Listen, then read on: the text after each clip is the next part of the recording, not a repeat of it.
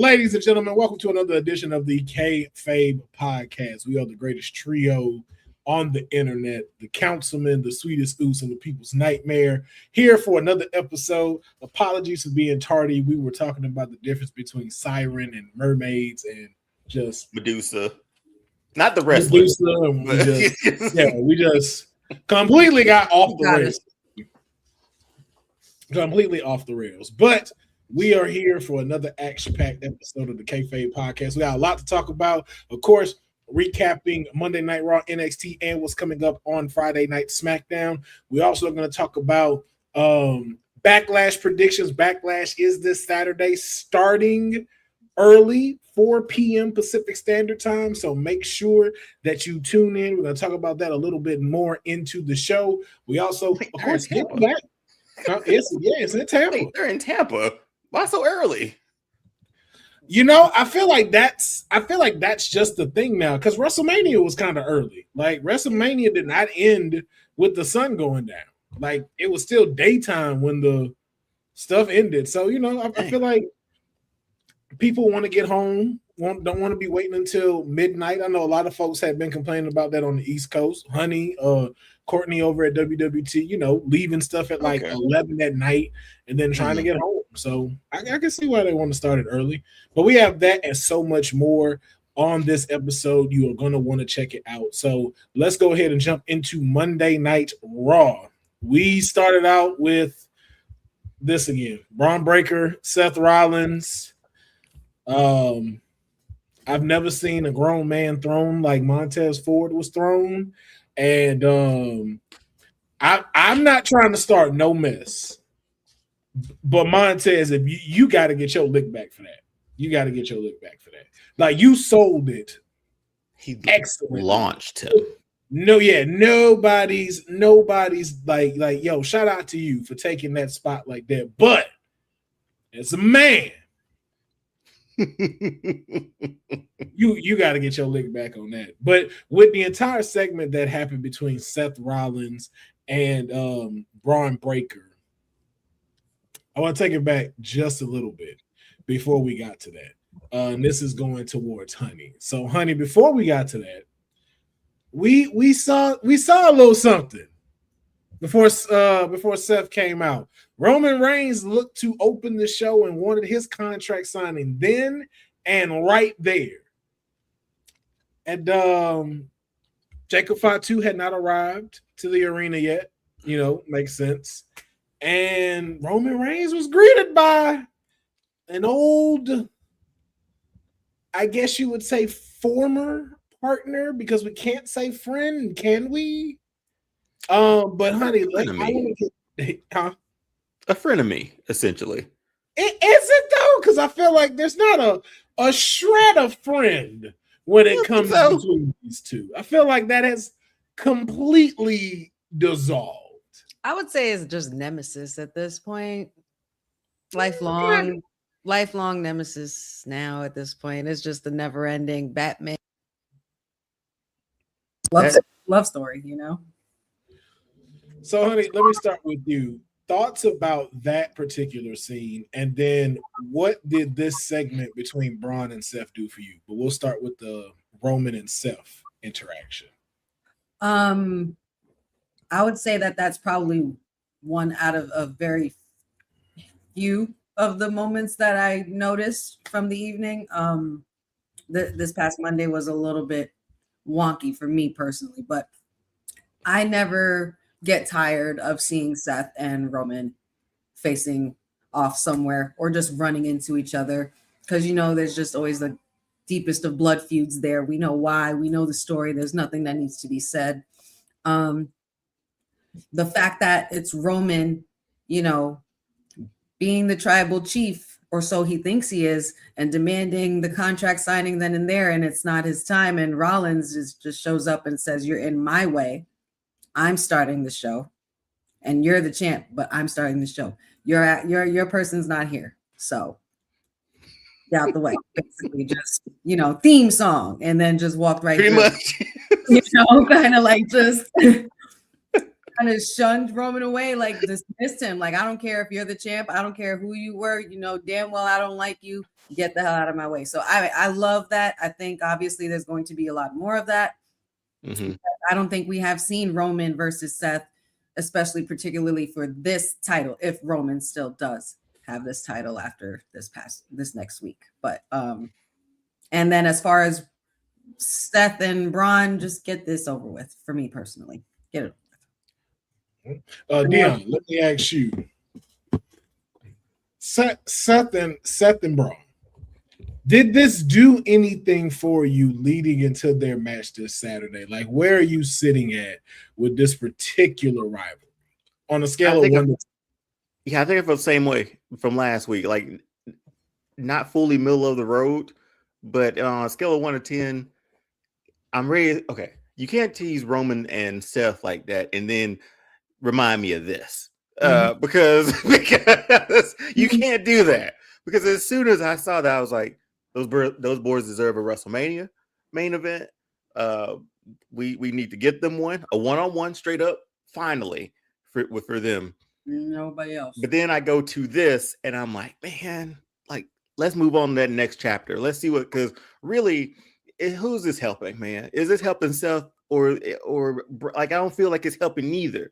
Like, it's like it's one story we got to get past just so these two can get to bigger and better things. Seth can get to I guess Roman, if that's on the table. Braun Breaker can finally have that singles run he should have been having before he even started with the Vision. He just became a guy in a suit, a thug, essentially. Thug 1 and Thug 2, where he and Bronson Reed, like Goon 1 and Goon 2. So just get me past this one, because again, you can't tease me what before that music hit and then remind me of this right here. So best of luck to both of them. I hope this ends on Saturday, just so they can move on to something with a little more meat on the bones.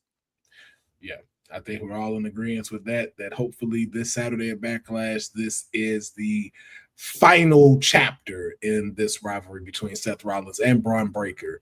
We had some more beef going on. It looks like that's a straight to the jaw, like contact. Like, man, keep your chin down, and you definitely did not. Later. So Becky Lynch came out, and then first Sol Ruka came out to address the crowd, and then Becky Lynch came, and along with Adam Pearce, and there was an interaction, of course, that happened. Souls were snatched, but we did learn that Becky Lynch will be taking on Sol Ruka at Saturday night's main event for the IC title. Now, I just want to get your relative thoughts on, for Becky and Sol. Is for Becky first, is this a good first opponent in your third title reign? And is it too soon for Sol to go up for the title, knowing that Becky just got it? Does this hurt her now coming into Monday Night Raw? Deonne, let me start with you. No, I don't think so. I think Sol is somebody you put a rocket on. And just looking at her, she would make a fantastic Intercontinental Champion. Like, those matches, I mean, the guy's title gets the workhorse label, right? And that's essentially what this title could become with the people that they brought up from NXT and their current roster, just to get sort of Becky. I don't know if Becky will stay in this division, which is interesting, because I feel like it's her time to start back going for world championships and WWE titles. But for Sol, I think this is great for her, because if she sneaks this one win, I don't know, the rocket's on her back. I think she deserves it. But for Becky, I want to see what more. Again, this comes down to Seth and Braun Breaker. I want to see what else is after this, man.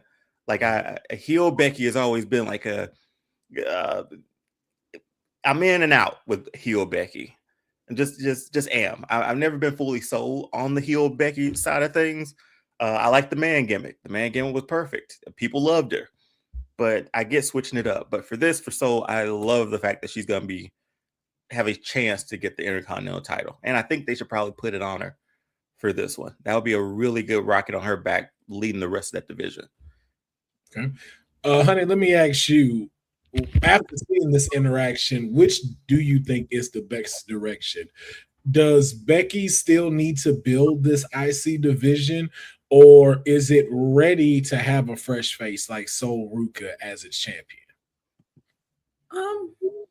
Yeah, I don't see why not. I mean, we've had a few faces around, going after Becky for the title, or if not AJ. We had Bailey in the mix. We had Lyra Valkyria, even Maxine Dupree.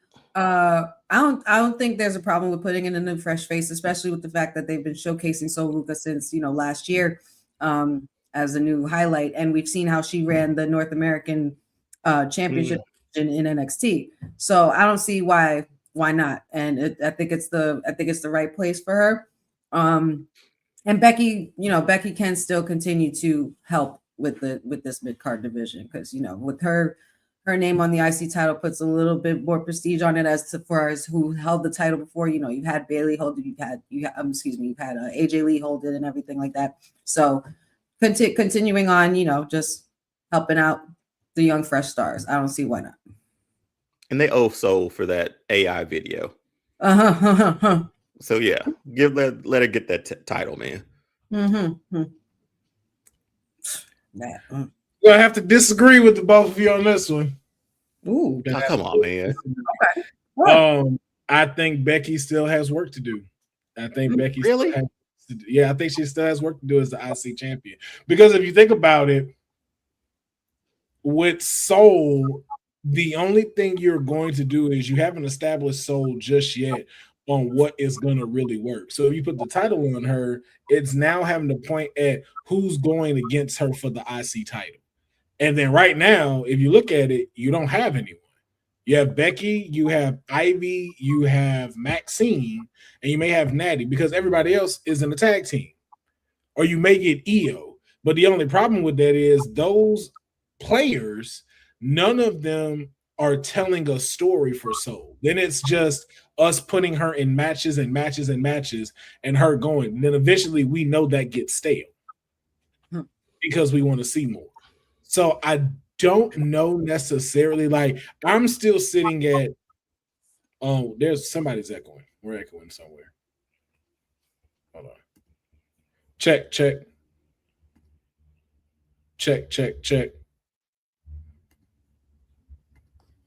Yeah, that might be you, honey. Hello. Let me see. Hello. Okay, I think it went away. Yeah, it was like making some kind of feedback when I was talking. But yeah, I don't think we've reached the pinnacle of the IC title just yet. Like, when we saw Penta put his title on the line for a ladder match, like, I always feel like once we get it to where you have several people clamoring for the title, that's when I feel like the title is at peak. And right now, that's what this title needs. We've had successful title runs. Becky has had one. AJ had one. Lyra had one. I forget who else was champ. Maxine had one. I'm sorry. Maxine had one. Yeah.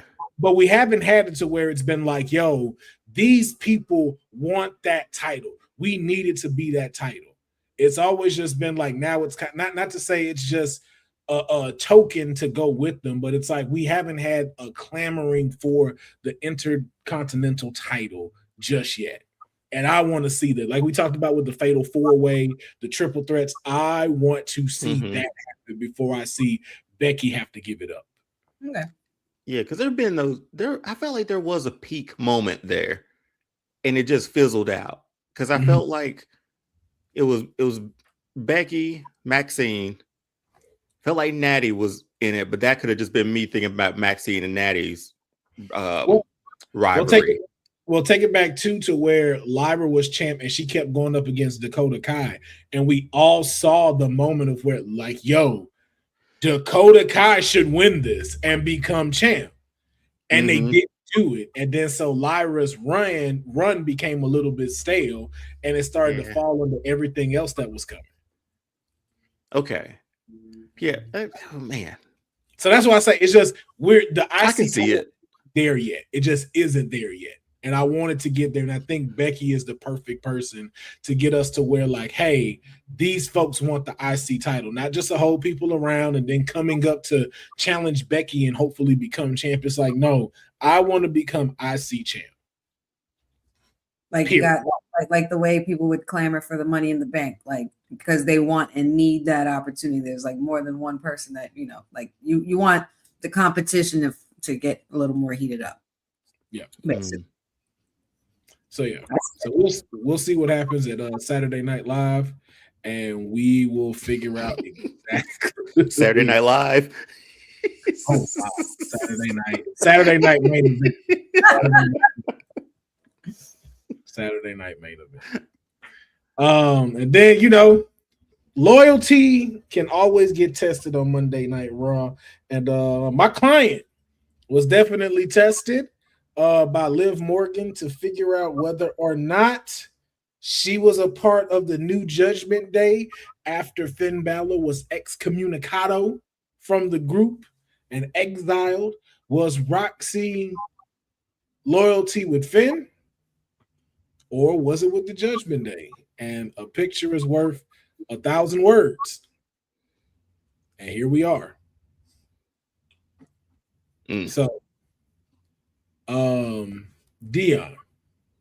thoughts on the match between Finn Balor and JD McDonough? Man, I don't know. A haircut changed a lot for, and trunks changed a lot for Finn Balor, man.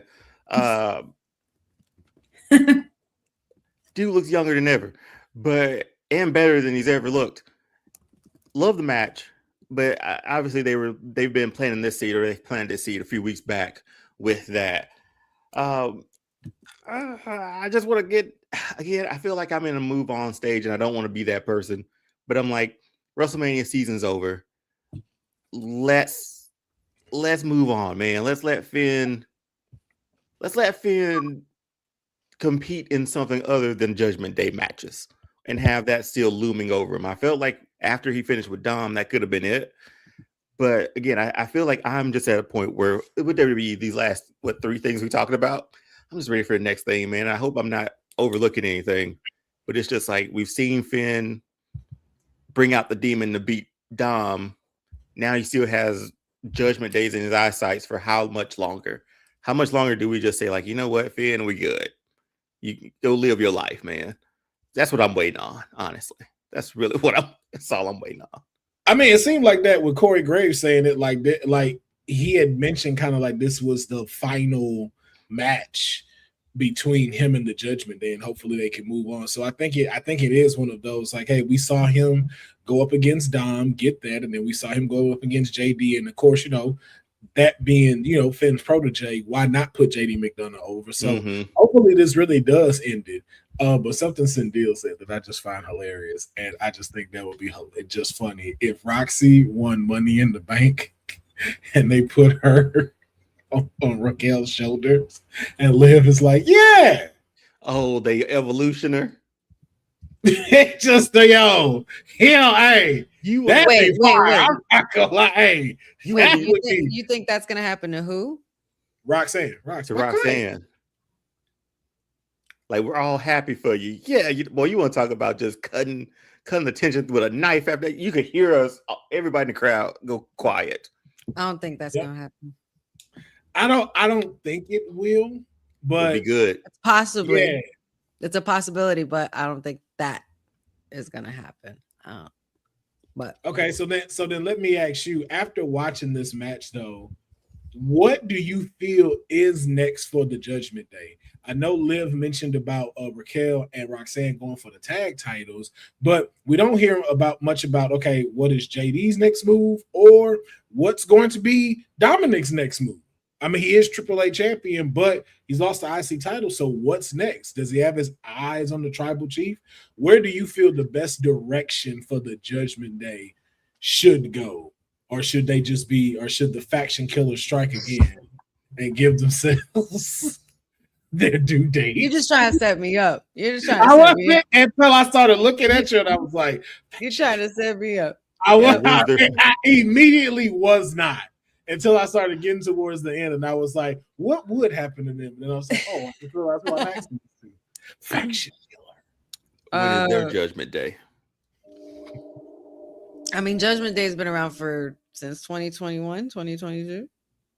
It's been a hot minute. 2026. It's like that's like a 5-year run. Like that's kind of crazy. Had that long of a run. I mean, Bloodline was around that long. Bloodline is gonna be forever though. That's like Undertaker Kane's story, man. 20 years long. So why can't Judgment Day be forever? Judgment Day could be forever. Judgment Day might be one of the longest running factions ever. In a while. But I think in a while, because you remember you got NWO, you got DX, because DX ran for, and they had two different runs. DX still together. No, wait, I'm lying. It beat the DX nation. had 3 different runs.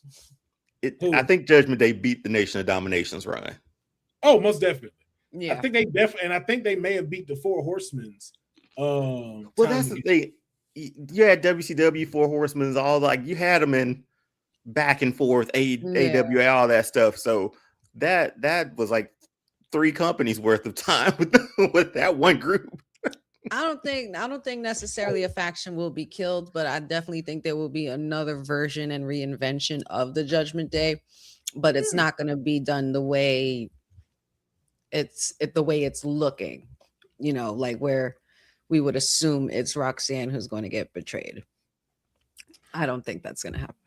I think it is going to happen. I think that's definitely going to happen because even Boza just stated something in the comments that make that even more viable. What if she won Queen of the Ring at Night of Champions? Like, because if you think about and that's also good too, Isaiah Bird. Bring it back to PLE Judgment Day. That would be fire. I'll cry. I like that. Bring the Judgment Day PLE back. That'd be off the chain.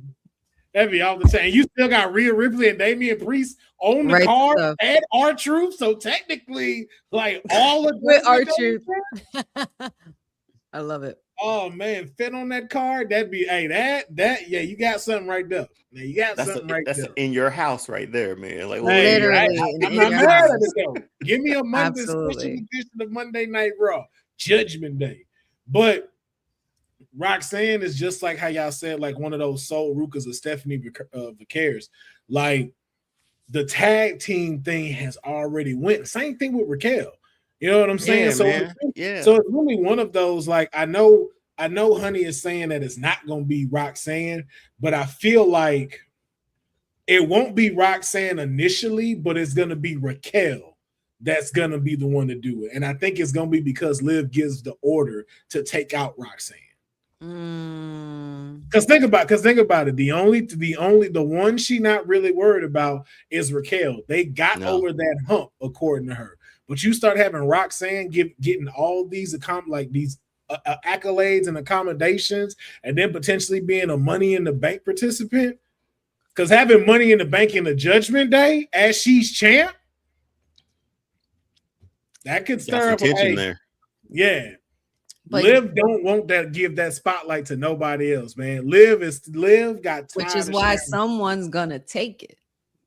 It's not gonna be. I feel like it's gonna be different, just a little different. But I'm saying, who do you think Raquel is gonna take it?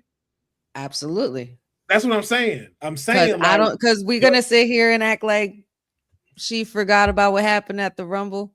No, but that's what I'm saying. She's gonna give her an order that she don't want to do, and it's gonna be to take out Roxanne. And Raquel just ain't down for that. And it's like, that and what you did to me at the Royal Rumble, it's like, nah, boot to the face. Boot to the effing face. And now it's me and you.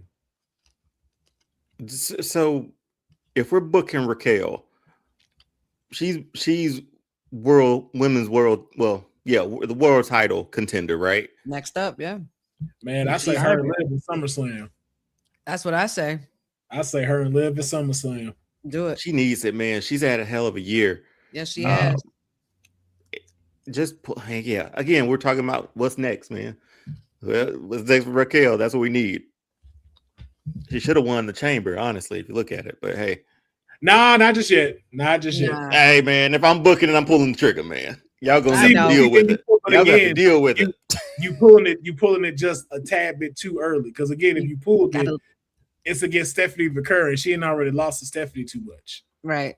You gotta let it simmer. You gotta let it simmer. You got like Michael Jackson said, you gotta let it bathe in the moonlight. Gotta let it simmer. It just needs 10 more minutes. The gumbo got to set. It got to set, Deonne. He like, nah, I get to play. The seasonings ain't set yet, though. No. It's cool. Ooh, this is good. I spoon it all, boy. That's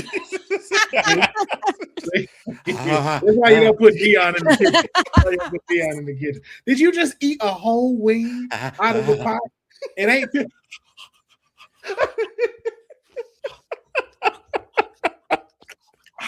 Smoke coming out the mouth.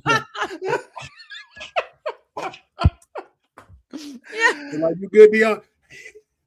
Yeah, still good, man. Still good. See the air coming out and shit. Right, ain't even settled yet. But we also had the Oba Femi challenge. I know we were questioning it. I know we were, feeling like it was a little lazy. But I'm not gonna lie. This was a fun, quick match between Oba and Otis. Like, I've never. Now, I'm not gonna say I've never, but this match made me excited for Otis. Like, not even Oba.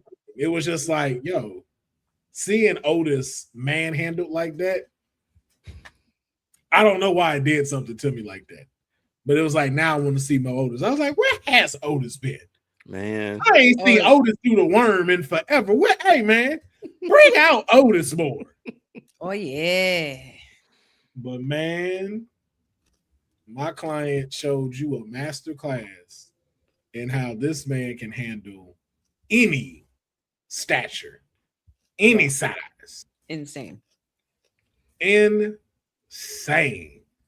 But now my question is not about the match.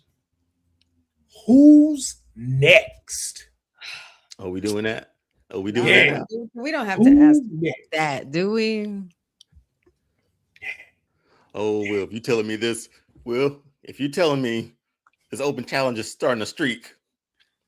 Hey, listen. With matches under 5 minutes. Hey, if I might have to get on board with this. Hey, we get to 200 and 0. I ain't finna be mad at it. I'm never gonna be mad at it. Who's next, man? It's got to be like another giant, another big guy, right? Like he has to, because I don't think anybody else in their right mind would take that challenge. You know what I mean? I don't think it has to be. It would have to be somebody stubborn. I'm thinking like a Solo Sikoa. But see, Solo's been too funny lately. There's no way Solo's getting in that ring, man. No, There's but no way.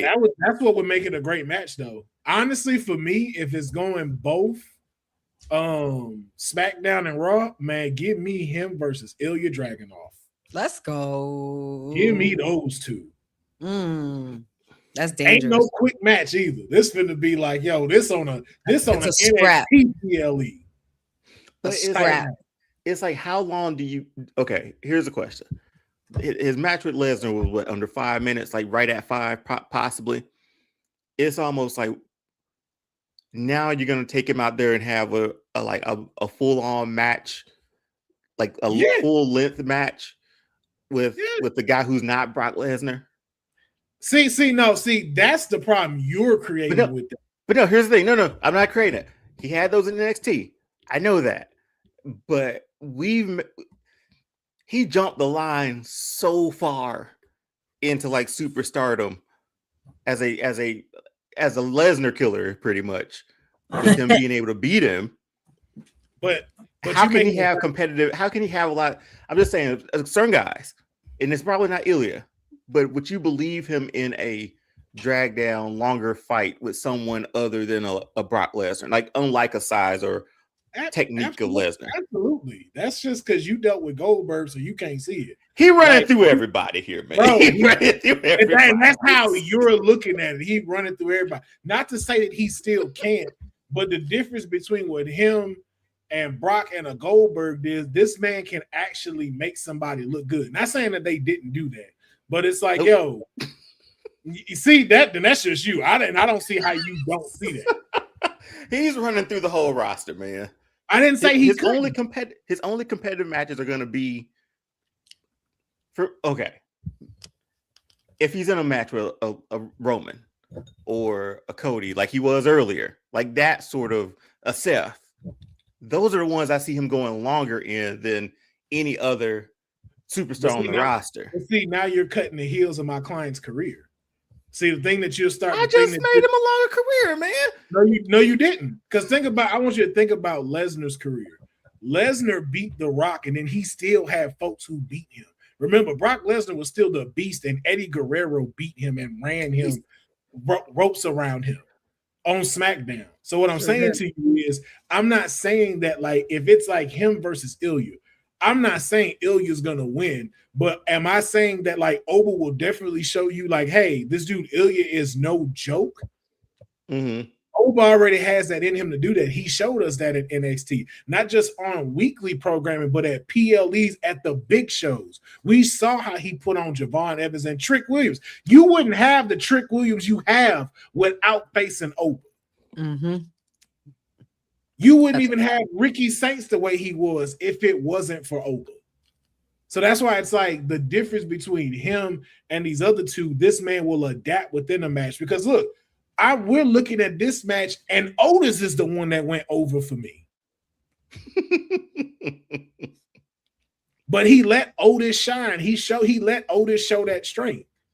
So it was a tit for tat and went back to it. But that's the reason why I don't want it to be where he only has long matches with the biggest players. That's not building up your roster. Right. He doesn't have to lose, but you should definitely let him have 5-star matches with a Carmelo Hayes. Hell, with a Sami Zayn if you really wanted to. With a Damian Priest. With a Gunther. In there. Yeah, with an El Grande Americano. Throw them in there. But you can have your little funny ones and stuff like Mr. Iguana or something like that where it shows just complete dominance. You can have that. But it's like dominating Mr. Iguana. Come on now. Hey, man. Come on. He's going to dominate Mr. Iguana. I said what the fuck I said about my client. This hey shit. Hey, you show me an iguana that didn't climb to the top of a mountain. I'll wait. That's what I thought. That's just what the fuck. Sure there's one up there. I'm sure there's. We just ain't climbed far enough. I'm sure it ain't. That motherfucker sleep buried in stasis like Captain America. I co-signed on what Cindy just said. She said, "I need R-Truth to accidentally accept an Overfemi challenge." That would be hysterical. That would be hysterical. I'm here for that. Him versus Miz. I think like because you're able to pass the torch from Lesnar to you, he now has a place where he can set the bar for the next generation of people he gonna be facing for the next 10 to 15 years. Yep. Not just waiting till it's time for him to go get the world heavyweight belt. It's like you don't need to just see that right now. This is how you give him longevity. This is how you're able to get us to continually ride the popularity in which he's doing. You think they'll book him like that? I think they will. I think you're seeing it with this. Like, again, none of us were really here for the open challenge. We really weren't. It was just like, we kind of feel like that's lazy. But after watching this one, it's like, dang, man, this dude always shows us how this man can really take lemons and make lemonade. Like you really like, bro, like you are the main set of clips this week on Monday Night Raw. Basically, from your strut to your match to your ending pose. Exactly. Like European uppercut or whatever that mess was. The two clips is that European uppercut and Montez taking that spot again thrown out. Those are the top 2 clips right now this week. And him picking up Otis from the top turnbuckle. Mm-hmm. Like that, like you being able to take that and have moments like that, that's what makes this more appealing for him. I see what you're saying. Even to what Boza's saying, you Oba and bathroom breaks, he know that don't make sense. You've seen Oba's matches. Right. So Yeah, I don't even know why you would even think that would be something. And if you go into the bathroom while Oprah's out, then hey, that's your shit. Wait, he said that? Boza just don't like that. That's my client, so he be thinking like he be trying me and stuff with some of this stuff. It's like, yo, you know you like Oba. Like, why would you? Man, Everybody loves Oba. There's no way you ain't going to the bathroom when you Oba, just a hater. You know Oba's yeah, that's it. You just hating. You just hating Boza. Yeah, you just hate. They hate us because they ain't us. But you know what it is too. It's a good. That I get, and you know what? That's I guess what they've been building Oba for also, because in building him like this, he's not only is it helping him, but it's also helping reintroduce the roster again and be like, oh, Otis, hello, oh, Akira Tozawa, hello, what's up, guys? Right. TV time, you know what I mean? And then for PLE matches, like say whenever he does get better and when he recovers and comes back, maybe a surprise show up return from Bronson Reed will answer an Oba Femi challenge or something like that, and then you really see somebody who's gonna put Oba to the test, and that match will come out great, But I see the formula. I like that formula for Oba. I was worried about it at first though. Just let it cook, Deonne. Let it sit in the pot. Let the seasoning settle. And it's gonna be delicious, man. Right now, we ain't even the water just started boiling. We ain't even put the ingredients in yet. Just give us a chance. Okay. Give us a chance. Interaction between Io Sky, Oscar. I don't even really want to talk about this. I kind of don't either because I felt like we didn't need it. This is another one of those where it should have happened at WrestleMania. You jumped the gun. You missed the shot, and now it's like you're trying to make it up for it at Backlash. It should have been the pinnacle of it. Should have been at WrestleMania, and y'all missed it. But you always treat Asuka like this, and I don't understand why. And now you're putting Io into that slump as well after she done sat here and got Rhea to the highest part of the mountain. So we're gonna bypass that one. But the main event, which as Deonne continues to let us know, was not a match. Another Raw that was closed with a segment, not a match. What world we live in? We had a main event on Raw that didn't even include division. What world are we in, man? I don't know, man. We're in the segments with shows. Give me a match, and then when the match is over, then whatever happens. This fucking contract signings, man. I hate them. I hate them with a passion. I don't mind them. What I don't like is when they're main events. I don't like it where it goes, this is what's going to close the show. I don't need that. If you need anything, I think contract signings could open the show. Like, I think that would be dope if you would have opened the show with the contract signing, and this was the outcome. And then it's like, because of this, we'll have a backstage segment where a fight break out or something, and now you got a tag match that's gonna happen at the main event or something like that. Or at least one of the night. Or at least one of them in competition. Yeah. But it doesn't happen. Put Roman on commentary, man. How easy is that to do? Sitting ringside, man. We have it as a match. Why are you not following it here? But I just want to know, on the scale of 1 to 10, where are you in this match being the main event at Backlash? On the scale of 1 to 10, like, what did this segment do for y'all in regards to that match? Roman's always a good promo, man. Like, he, no matter what, like, he's just the tribal chief. He's been in his bag. I see it. Just write better prompts, man. But for this, am I excited for it? I think it's gonna be a fun match. I do wish it was more, like you said, Will, a few weeks ago, maybe even last week, sort of trying to get the family involved into it too, that sort of thing. Like, make it what you've talked about these last 3 weeks. That you're doing this for your family or whatever. Let's have Jacob's family in the crowd. We get a camera on them, Let's have Roman, like Roman talk to Sami Zayn's wife, like that sort of thing. Or have like the legends from the family, some of them around or there for that match, doing something. Just add a little extra to it. But I'm okay with it. I fall back into the Roman sort of mind of thinking, though. If Roman's with the title, he ain't losing it here. So, well, I know we're getting predictions later, but yeah, I mean, I think it's gonna be a fun match. But the build for it sort of picked up, and the whole idea with the tongue and death grip, they sort of hinted on that a little bit more this episode too, because I talked about last week, sort of giving it more time to like talk about the actual like move and to make it a thing. So we're good, man. I think we'll be okay. Boza, calm down. She talking about AJ Styles, not AJ Lee. Boza ready to fight in these comments. AJ didn't retire. Like, she talking about the boy, not the girl. AJ Styles. Breathe, Boza. Goose Fraba. Woosa.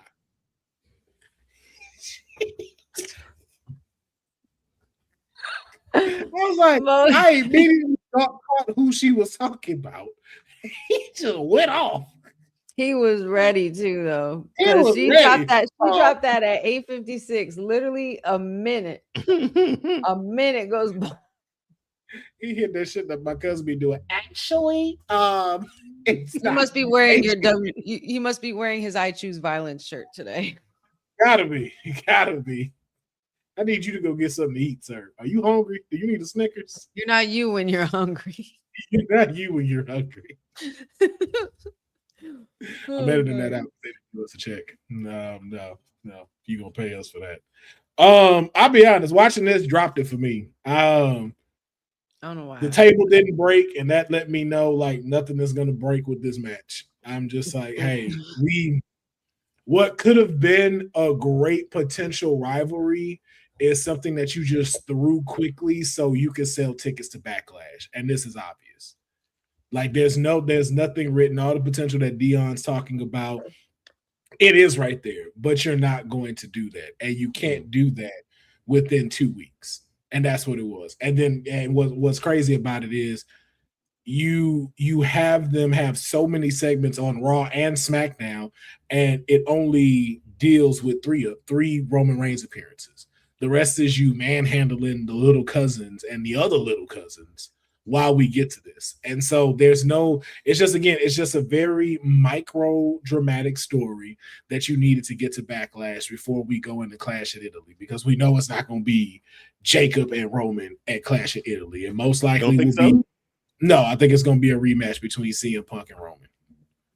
Just so they can be able to push this, because we haven't seen CM Punk after that, right? Raw after WrestleMania. Yeah. So we'll see. They wanted a bigger place, Bo, so that's why it's a bigger ticket than Backlash in Tampa. Tickets are still available, by the way. Tickets still available right now. So we're gonna move in NXT quickly. We're not gonna stop too much because I do have something I want to address with it. It seems like Zarya is getting back to her old ways. She has her eyes focused on the North American title, and Tatum Paxley is well up in her sights, but Nikita Lyons is also showing that she has a pride in her step for this title as well. Next week, Zarya and Nikita Lyons will be in action as they go in a tag match. And who knows what will transpire from that. We also had Jada Parker taking on Callie Armstrong. The difference maker picks up the victory against Jada Parker. And a question that I have about Jada Parker is something that we will be discussing later on in the episode, so you are going to want to stay tuned. Then as well, we had Tavion Heights taking on the NXT champion Tony D'Angelo in a non-title match. Tavion put on a spectacle of a performance, but Tony D'Angelo showed you why they put the belt on this guy. And then Rosie O'Donnell's son came out and attacked the champion. And I don't know who this guy is, but this is the second time it's happened. Performance Center, y'all need to get it together with who y'all letting in and whatnot. So Y'all know Rose O'Donnell's son is loose right now and just rough shot. So, but that covers NXT. And now though, that's not even. You don't even know who that is. Well, nope. I sure don't. That's Rosie O'Donnell's son. Until I get more information on this guy. But we're gonna talk about SmackDown and what's coming on SmackDown. Gunther, excuse the cards because they haven't given out official ones yet. Had to scramble and find something right. Yeah. Cody Rhodes, Gunther will both be in the building tomorrow on SmackDown. So you're going to want to check it out. Will they be in the ring together? Is Cody Rhodes going to address Gunther? We don't know, but we both know that, well, all of us know that they're both going to be in the arena tomorrow on SmackDown. We also have Brie Bella and Paige Bella, not in action, but they will be at SmackDown. They are scheduled to appear. Who knows what they have in store, as they are the tag team champions, and if they have an opponent they would like to face or what we're moving to. We're going to find out tomorrow, though.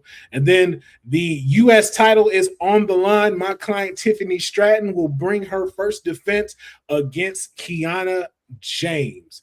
Never been more split between this, because I know this is going to be one heck of a match, and I feel like Kiana James is going to get that shine back like she did in Elimination Chamber and get back into that title run picture that she so deserves. I like the little nod to 2.0 there. Huh? The little nod to NXT 2.0 there, because they, in that little time, they were big rivals, them too. Yes. Then we have a funeral for the gingerbread man. Yeah. And then we have a 6-woman tag team match that will hopefully close the show and not a segment. We have Rhea Ripley teaming up with Charlotte Flair and Alexa Bliss, taking on Fatal Influence. Man, if you needed a formula for how to roll out NXT stars, this is it. This is it. They've been cooking on this one.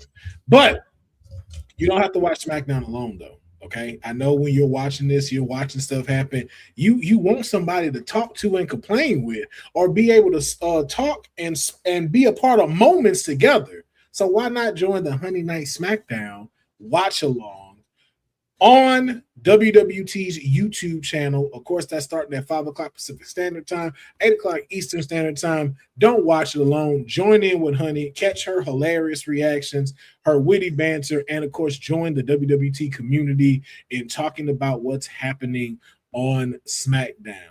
But we also want to be careful, because we don't want nobody losing their pages. As we move into a little bit of trending news, it has been reported that WWE has gotten a lot of influencer and content creators' social medias suspended due to using WWE content.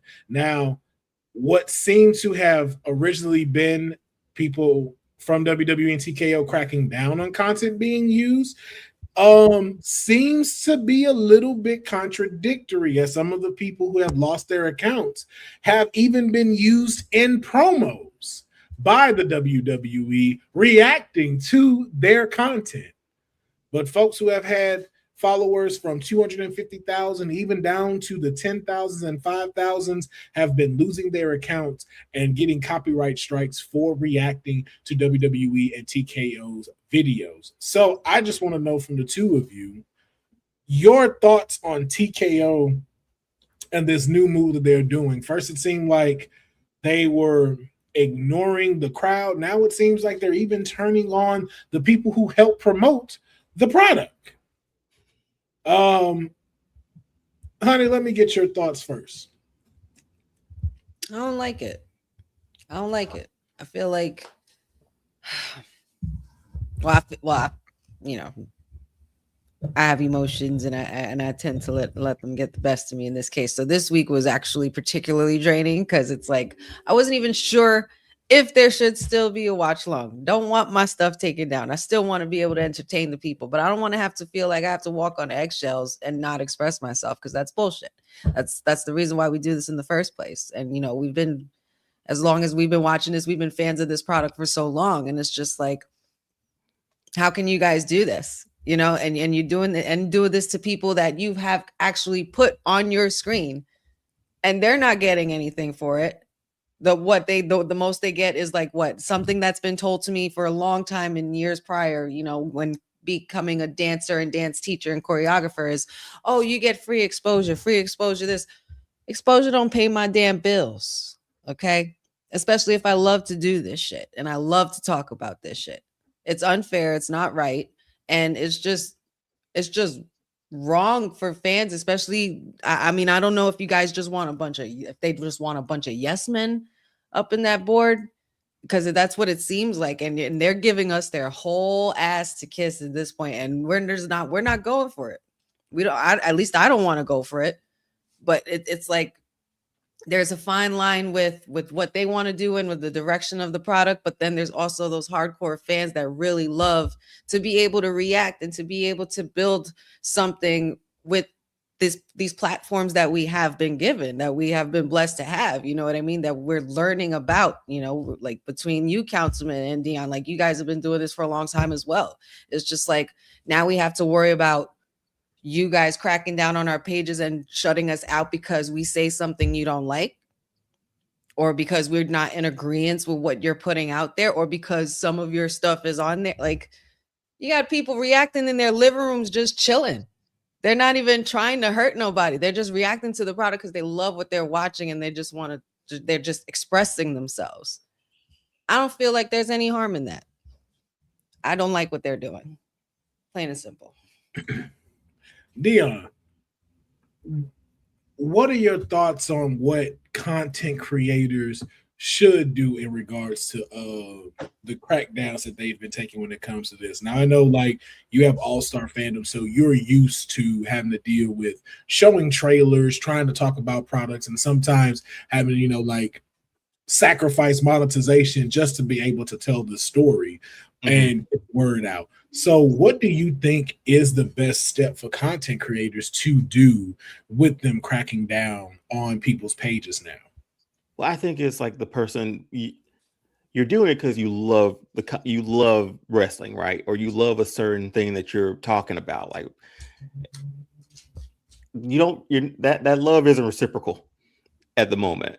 And I think that would hurt the most. And you're saying like, what would I do? It was like, it'd be hard for me to start back up doing content for like WWE, the watch alongs and stuff, when they do the whole pick. Cause y'all told me about this before I got on, cause I hadn't heard about it, but it's hard, man. Like, especially if you're using that for like an income or a side hustle or anything like that. And WWE is like, no, we don't like we don't like you talking about us. We're going to take this away from you. Wrestling has always been that.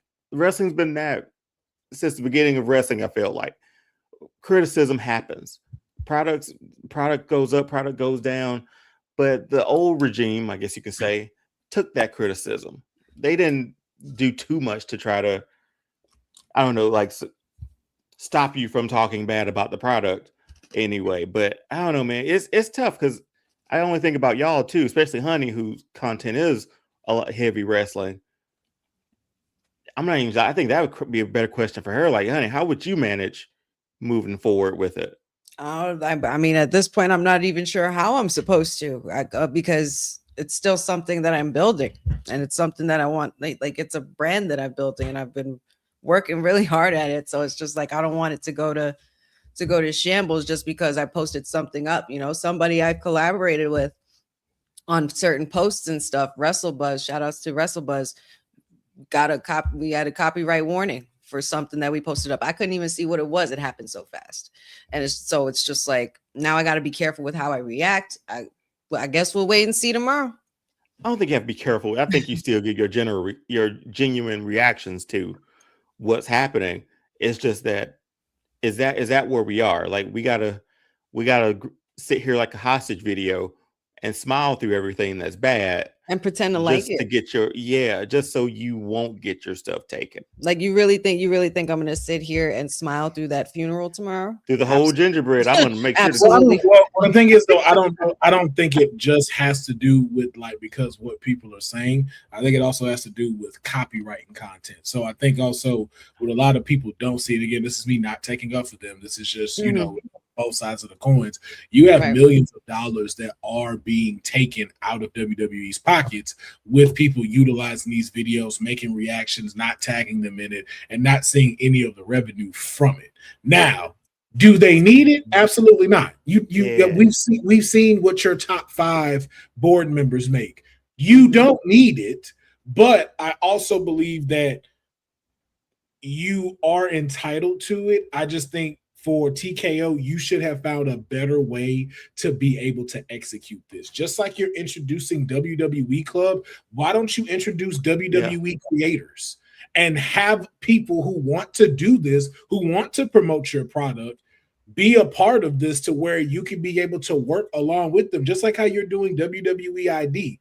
I don't understand why you feel the need to be able to attack the content creators who are pushing your product, because no other company gets that exclusivity like you do. I've never heard people say, oh, I'm only going to talk AEW so I can make sure that I get this thing and we get this separated. There are plenty of people who go and say, I'm just going to do WWE content so that way I know WWE will be able to see me and I can get better opportunities. You are one of those ones, and you are deciding rather than being about the people, you're showing me that you're greedy punk bitches. And that's the issue with this. You have enough money, you have enough dollars. Now you're showing us more and more each day you do not understand the product that you bought. And you only have so many times that you're going to push this audience that they're going to step away from you. And what's going to happen is that once you lose the creators, once you lose the audience, you're going to be like, oh, well, we have this new group of audience. That new group is so effing good. And then once you see that all your hardcore fans have left and you can't get them back, watch AEW now become the top place to want to be. Watch when TNA soars above you because nobody wants to watch your product. Not that you don't put on a decent product or sometimes good product, but that because of how you're acting, we refuse to watch your product. Like we're seeing with a lot of the creators, they're now going, hey, I'm just going to do AEW watch along. So you know what Tony Khan said to that? Go ahead. Y'all do got it. it. Whatever you want. The more, the merrier. Do it. You want to come to a show? Hey, email us. We will let you come to a show. You're just getting more people. You're just, again, I know it's a bad thing, but it's also too a good thing because it's like it's allowing us to go see other places. Because that's why I said the world of wrestling isn't dying when it comes to a lot of this stuff. So it's like, yo, people are now being able to go check out GCW, MZW, reality of wrestling, because it's like, hey, let me go get my content other places. And to find us like, oh, wow, they're putting on a really great product. And with that swell of new viewership, it's like, hey, some of you can start coming to weekly program television. Right. And you start to see a spike in that, where it's like we're now moving to go see this. So where Japan finally says like, hey, maybe we should do televised events over there of our stuff since people are now starting to get behind us. Mm-hmm. So it's like, hey, TKO, if you care about money like that so much, by all means, I love when a person or a brand or a company shows me who they really are. Mm-hmm. If you don't like me, show me you don't like me. So I can make the decision if I'm going to continue to watch your product or if I'm going to continue to engage with you. And you're showing us that you do not care about your audience. You do not care about the fans. I don't care how much Triple H tries to come play damage control on these media scrums. Sir, we don't believe you. And it has nothing to do with you. And he can only do so much because we know you're only saying that because that's what they're paying you to say. We get it. And the fact that we're talking about a Triple H contract is a wild thing to me. Like, I don't know. I feel like that's a wild thing. It's not though. You got to again. It's a wild. True, but it's just a wild thing when like we knew he was going to get the keys to car when Vince left. Like we sort of knew that, even if Vince never sold or anything. I felt like Triple H was going to be that next person up to run. He and Stephanie at the time before everything happened. But you see that's the big thing I think a lot of folks miss. We knew Triple H knew how to run the creative side. I never believed Triple H could run a company. That's why I thought Stephanie came in. That's where Stephanie was the business side. Stephanie got the back end. You handling the stories. We in great hands. And great hands. Left. So there's no big man at the helm that knows this business to do it, and Shane don't want it. And so now you only say so much or make them realize so much, I guess. But now you have a company that owns this product that doesn't watch it. They don't care about it. They don't know the magic of this. They didn't grow up where it's like, man, I remember when I heard glass shatter and Stone Cold walk out. It's just, oh yeah, I remember my uncles that used to watch it when it came on, and I would just hear them yell. And it's like when we talked about like with like just properties like Ninja Turtles or anything like that. The people who grew up with it now have the pins for it. That's why stuff like that is thriving again. Mario, Sonic, all that stuff, right? This is the complete opposite. You got greedy people who bought they bought it. It's theirs. They can do whatever they want with it. I get it, but they're gonna they've done a lot of bad so far, and it's not gonna long term. Because we just take the last year, WrestleMania tickets per show, no more house shows. So it's essentially like if you ain't on Raw or SmackDown as a cast member, essentially, and we don't need you, you can take this cut and go. So they're getting rid of the people that we loved and grew up and should have been lifers there, and they'll end up somewhere else. Where are those eyeballs going to go? Those eyeballs are going to go somewhere else. And once those eyeballs get taken off WWE, that's when I hope they feel it, because it's sad, man. It really is. It's something you grew up loving, and you're like, now you're seeing is pimped out for everything it is. It's worth. It makes me so mad, especially because more than half the people on those writing teams don't even know history in wrestling. Like there's people they've never heard of or like who's that? Like what? where if it's us, we're like, are you kidding? Like we would cook something together. Like we would I know Will and Deonne would have notes and drafts for days in a creative writer's room in WWE. And y'all are just flooding it with people who are just yes people and know nothing about the shit and just don't want to think for themselves and use freaking ChatGPT for everything. They're going to make a profit. They have no damn brain. But the good thing make a profit. They're going to wring it dry though. Yeah, I mean, but the good thing about that is we've seen this before. And we know the power of what people can do. And we've seen that example very much within movies. Like, eventually you will listen to us. Because at the end of the day, you need us. We don't need you. Especially with the way wrestling is now, we really don't need WWE. No. You right now, currently in 2026, you do not put out the best product of wrestling. I'm just letting that's just being for real right now. The wrestling universe has grown so much bigger than it's ever been now. There's wrestling everywhere. But the thing with 2 years, in the last year. But you look at how we saw it in the movie industry, though. You remember when they was about to bring Sonic out, and you remember what Sonic first looked like. Can't let that happen. What happened? People said we can't let that happen. Can't let it happen. The movie Deadpool. Deadpool was shelved. Leak the footage. We put the footage out. It hit 1 million views in 10 minutes and became one of the most successful movies from Fox's Marvel's category. So eventually that happens with a lot of this stuff. Same thing with like the Super Mario movie, and Resident Evil. You start to put in people who are fans of this, you start to understand, okay, we need to get somebody in here who not only understands the product, but understands what we need to do to execute it. That's why James Gunn's DC universe is starting to become way more successful, because you have a person who enjoys this product. And the same thing is going to happen to WWE. You're going to take hits so bad that eventually you're going to have to start listening to us and start bringing in different people. And that's and that's the thing I know what TKO will do, because there's no family dynamic there anymore, because we're outside of the McMahon era. Now it's going to have to be, okay, we're losing way too much money. What do we do? Because with them doing these pay cuts, it let me know even more what I have been saying. There is a certain amount of money TKO has to make back from this. They were in debt. In a certain, because of this deal.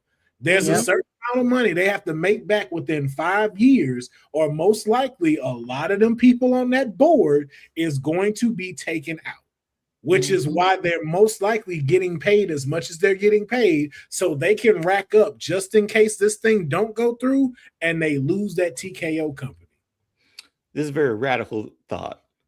What if, like, the creators who've gotten their stuff taken down also, what if there was just like an IWC protest of some sort? Like, hey, we ain't watching no more, or we ain't watching this week. Well, no, it's happening. It's happening now. It's happening? Like a lot of creators are going like, hey, I'm going to start doing watch-alongs for AEW. Like, you had folks who were already doing all of them, like mini portable. But now they're more specialized. They would do, like, they'd be all around the board. Denise Saldana, like, they would all be like genuinely around the board. But now you're seeing folks who are were specifically just WWE say, no, like, I am going to watch AEW now. I'm going to put this on. I'm not making no more promotions for you, since that's what you want to do. I might, when I need to talk about a WWE story, I'll bring it up. But for now, I'm going to watch the product of AEW. And AEW just happened to get their shit together at the perfect fucking time, because they figured out the formula of you don't really need to know the story in order to see a dope ass match. Right. I'll tell you, like, I went to Revolution. I didn't know what the fuck was going on, but man, them boys and them girls put on the show. It's like the easy play on like old video games, like old sports games. A is just shoot for everything. Every button's a shoot for, you know what I mean? Like, it was just an easy play. You could jump right in and play. So I do like that. And then as they get you hooked with the matches, then hopefully the stories will carry you through in the segments or whatnot. But yeah, man, just don't watch. I mean, right now we in dark times with the WWE. We all we all saw it coming, and luckily for us, though, we're not deprived of getting our wrestling fix each week. And that's the difference than in a 2019 or a John Laurinaitis era. Like, we have places we can go to watch quality wrestling. Good wrestling. Yep. And speaking of good wrestling, man, we lost a mogul. We lost an icon. Ted Turner. If you don't know who Ted Turner is, because you are a Gen Z XYT LMNOP, wherever we're at right now, you're one of those, and you don't know about this dude. But at one time, there was a time in life where you had to plug a wire into a television. You had to screw it in, not push it in like a HDMI. You had to screw that thing into the TV, and the ends of your fingers hurt if it was too tight to try to get off. Had to get pliers sometimes to take that thing off. Then they have different colors. Then they have colors. It was the plug in the back. Now you jumping into your daddy generation. We talking about millennials. Oh, okay. Now you talking about Papa Honey's time. We talking about okay. It was one cord. It was just one. Yes, you're right. You had to screw that thing in. And what I hated it all. It gave you a plethora of channels that you could watch. And one of those pioneers that gave us to that was none other than Ted Turner. And Ted Turner became so successful at giving us cable television that this man decided that I'm so rich that I'm going to make a competitive promotion to go up to Vince. Like Ted Turner was just sitting here, just like he was just sitting here at the bar, just like yeah. So we tell me something about that dude Vince. He over there laughing, hollering, and stuff, talking about he got money. Do he not know who Ted? Does he not know who Ted Turner is? And how much money I bring to the table? You know what? Get me somebody that know wrestling. I want to talk to him. And the rest, Wrestling. Ted Turner, WCW. WCW. World Championship Wrestling was funded by this man. He is the sole benefactor for us having the NWO. All the moments, all the wrestlers, even putting deadbeats in the spotlight, like Rey Mysterio punk ass. He wasn't a dead. Hey, give him some credit. He wasn't a deadbeat yet. Once a deadbeat, always a deadbeat. That's all I'm saying. Even at 18, and I heard he stole most of his costumes at WCW. That's what I heard. That's what I heard. Oh my God, like, stop. Hey, I'm just telling you what I heard. All right. But man, yeah, Ted Turner is someone who definitely for us millennials is someone that is a part of our history. You definitely know him when you hear the name. If not, Ted Turner classic movies, the Ted Turner cable, everything. Now, he's so much of an icon that I thought this dude was dead already. Not gonna lie. Thought this guy was like 74 in 1994. Thought he'd been left. But he had been still kicking around. Like when I tell you, like, he will have a great biopic movie like The Social Network when they make one about him. This man has an immense amount of history within our pop culture and our world. And we just want to say to you, man, rest in power, Ted Turner. Thank you for giving us so many things. So many. Like, yo, we wouldn't have Fresh Prince of Bel-Air because where you gonna show it? This man, y'all, like for those youngins and for the generation XYZ, LMNOP and all of that. Without him, we don't got CNN. We the first 24-hour news network. We don't have Cartoon Network. We don't have the Superstation TNT. You know, he owned the Braves and the Atlanta Hawks. He sold his the Time Warner for what, $6 billion or something like that. It was like whatever that AOL merger was, yeah. But you know, like this guy was media mogul royalty, guys. Like a lot of the stuff we saw on TV is because literally of this man. Yes, and that, even was married to Jane motherfucking Fonda. Can I slip this in real quick with just with Ted Turner too? Ted Turner, like being here in Atlanta, like he's had like tribute shows like all day, late last night to today. And I grew up in Mississippi, so obviously you get TBS. Everybody got TBS, but like 6:05 on a Saturday night, you know where I was. It's different. It's different. It's different in the southern regions. I know it's 6:05 in Mississippi on a Saturday night, and you're a kid and you ain't got nothing else to do. Well, you go in and watch WCW Saturday Night on the Superstation, man. And I remember watching with my dad, grandma, mom, brother. Like it was an institution. And the fact that he just told Eric, what do I have to do to compete? Eric said, give me Monday nights live. And he said, do it. There's rumors that Ted Turner would say when he would come like visit or do whatever in the arenas, he would tell the wrestlers, just wrestle. I'll take care of everything else. That's all. That's it. That's Ted Turner.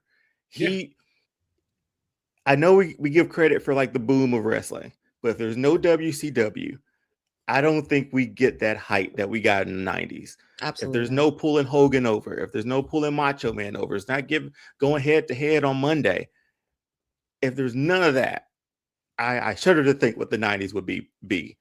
But Ted Turner was like, again, for the South in the area, this man was, they call him Captain America here.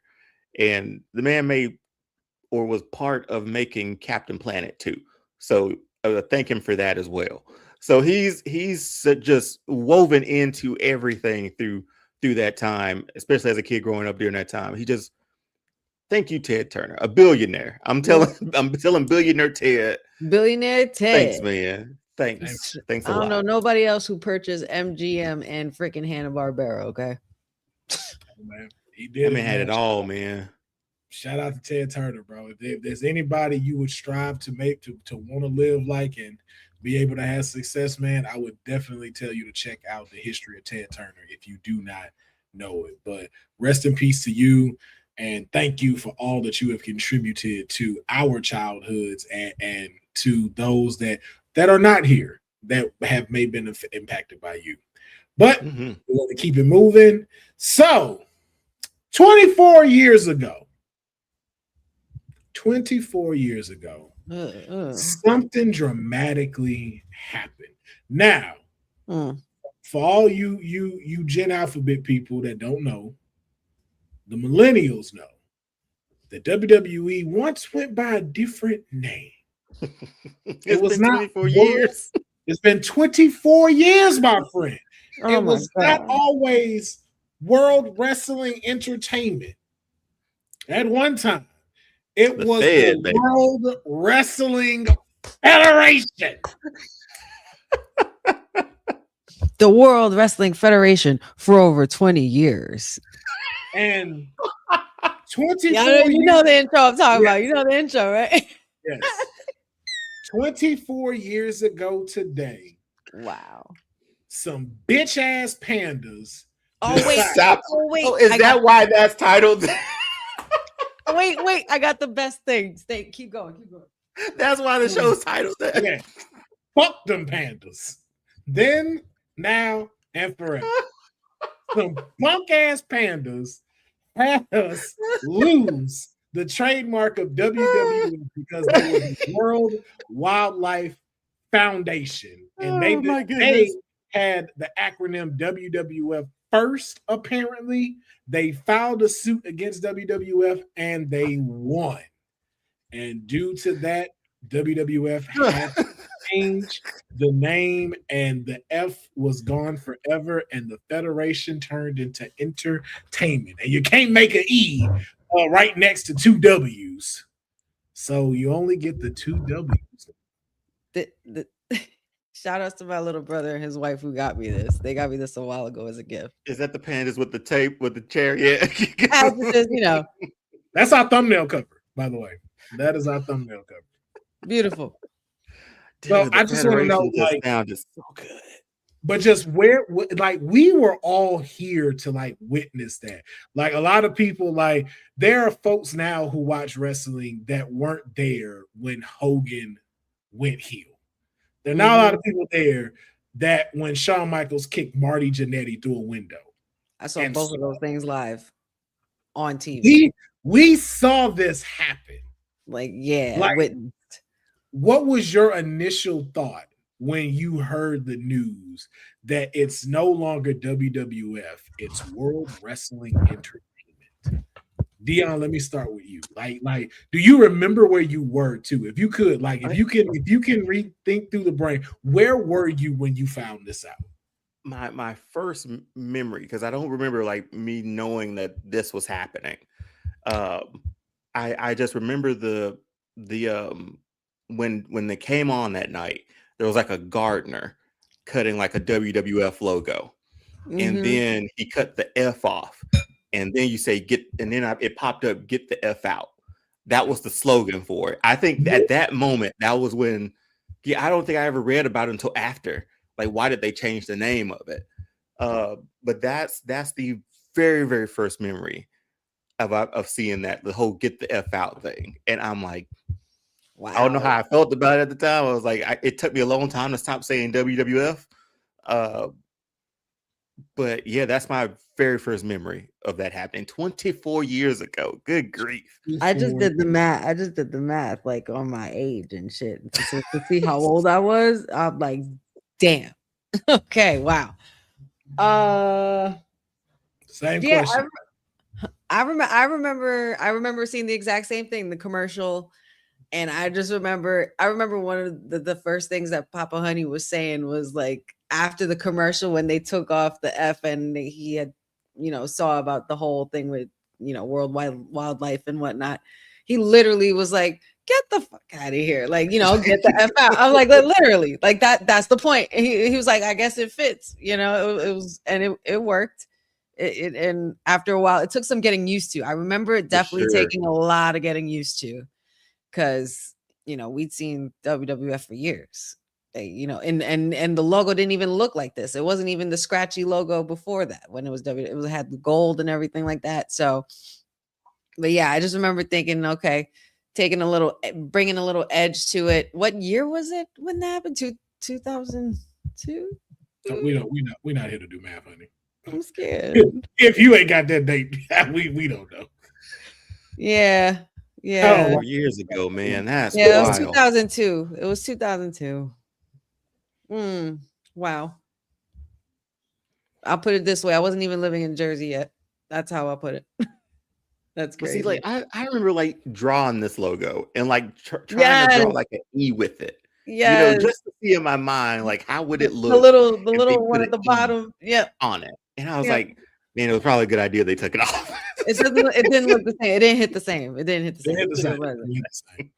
I remember exactly when I found this out, and it was not during that commercial. It was earlier, because my mom came in and said something. And she was like, yo, they didn't change the name, right? And I was like, what you talking about? They was like, it ain't WF no more. They done lost their name. I was like, what you talking about? I remember it was on MSNBC. And that was 54. Yeah, and it was new. And it was the ticker tape at the bottom. And that's why I remember it was the World Wildlife Foundation sues for trademark for World Wrestling Federation and won. And I was like, what? And because again, like during that time it was 24 hours, so it was like it would pop up again. So I'm kind of sitting there like another 10-15 minutes to see like, like what y'all gonna talk about this? Like we gonna. And then I remember them showing them stupid fucking pandas. What? And saying that some dude from their foundation, stupid pandas, stupid fucking pandas got on, and I was like, yo, fuck these pandas. Like, we really doing it? And it was so funny because it was like they had been around for so long. It was like they had like 70 years on them or something like that. And I was just like, but see, that's the thing. Like, I don't even know if it was like longevity, because around that time, WWE went public. So they were here. They were here a while. They were here way longer before them, and they had been using that. They just stopped like going by WWF, and they would say the full name. I remember when I was wondering, like, did it have something to do with like, again, WWF going public, so stocks exchange and all that stuff goes in, and you got two combating names for that. So I didn't know if that played a part into it too. Yeah, because they had already had that. Because remember, at one point WWF was WWWF, and then they dropped that W and went by that. But around that time, still, World Wildlife Foundation had already been out, and they had already had that. Yeah, so it was just like they changed it, not knowing that was already that, because it was like, okay, we're going by the World Wrestling Federation. So it was like, okay, no reason to look this or think of this. And then it was like, okay, now we keep seeing this logo. And then they started falling off, losing monies for these stupid ass pandas, and was like wanting to be, they just remind me of like a baby mama that don't want you to have fun with your child. Like, that's what it felt like. It was like, well, it's supposed to be mine. The court papers say it. And that's saying that WWF logo is just that one, the golden era one. Like, there is such a good logo, man. And it took me a long time to get used to this. It did not take me a long time. I just like seeing my first name just right there. Like, that's me right there. That's get out of here. That's pure. Oh my God, I'm so done with you. I like this. Hey, look, listen, everybody, come watch my program. Come watch me. Come watch what I put together. This is Willie's work, is what they're saying for right there. And then they was like, but it's Eno too, so you gotta have something for the E. I was like, cool. Will wins everything. Look at that. All of it work in my favor. That's all I can see. It all works for me. But that was 24 years ago. That's a whole college adult. it's like for us, right? Like we weren't here for WWF. All we knew was WWF, you know, and then like there's 24-year-olds out here who never heard it called that in their life. They're just sitting here like those kids. Those kids scare me. For the Federation, like just hearing World Wrestling Federation, like Shawn Michaels say it all out in the word, like World Wrestling Federation, like that. Hearing that, he was probably the only one who said it completely instead of just WWF. But I always hear his voice when I think about it. And you know, yeah, maybe a little Rick. Yeah, maybe Brett here and there, but like, yeah, it was like that Federation stuck with me when when Shawn Michaels said it for some reason. Anything Shawn Michaels said stuck with you then. Because undeniable. 24 years, man. What a life. What a lifetime. What a lifetime. You kids missed it, man. That shit was fun. And it matched. Like when you watch the Attitude Era, like Federation matched. Like now it is like entertainment. That's exactly what it is. It felt gritty. It felt like raw. You know what I mean? Like it felt that way with Federation. Mm-hmm. Yeah, like it was like, yo, this is against everything. I'm like, oh, like you're going against a regime, like legit. F the establishment. And I was like, nah, we're taking the FU out. Entertainment. We're being entertaining now. It was like, oh. And they're like, wait, no. Or doing the Disney W. Yo, this is Ken Shamrock, and this is World Wrestling Entertainment.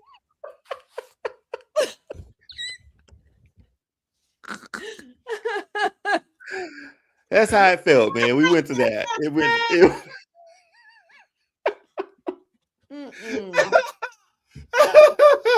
Yo, I just picture all them doing that. This is Dean Malenko, and this is Dean Malenko.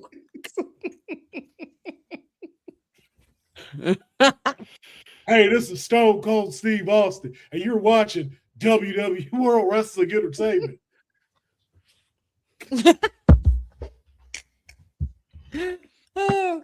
The Rock says you're watching World Wrestling Entertainment if you smell what The Rock is cooking. And then the eyebrow pop, man. That one. Now that one. Theme song. That's what got me right there. That's what got me right there. 24 years. I keep saying it, but damn. Where's that? I want to find that commercial, man. The World Wrestling Federation for over 30 years. Or something like that. I forgot the rest. Right there. We can't play it though, because then we're gonna get our stuff right. We can't play it. Play that. We'll get our stuff suspended. So, but a day in history we will never forget. Shout out to a real great person of mine, like letting me know that this was happening. I'd have made some content for it as well. She definitely let me know. I had no idea this was going on. So shout out to her. But yeah, it's now time for another curious case. All right. And it's very ironic that last week it was about Jey Uso, and now it's about the curious case of Jada Parker. Now, it seems for the last year, maybe 2 years, Jada Parker always seems to be the bridesmaid to the spotlight.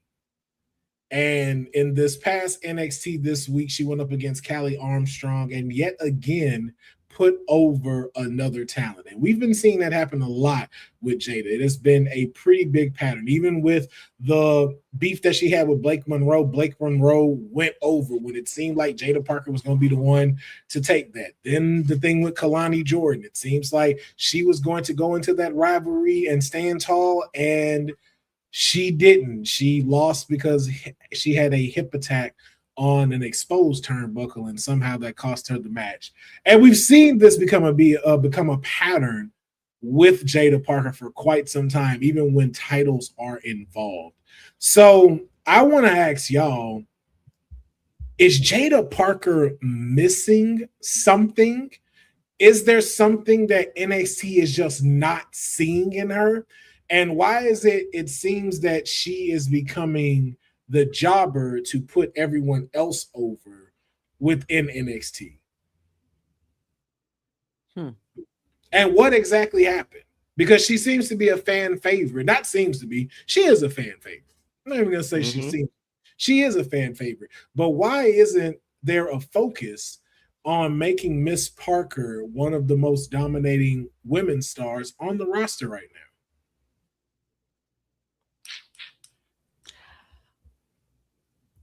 Did you want to go first, Deanne?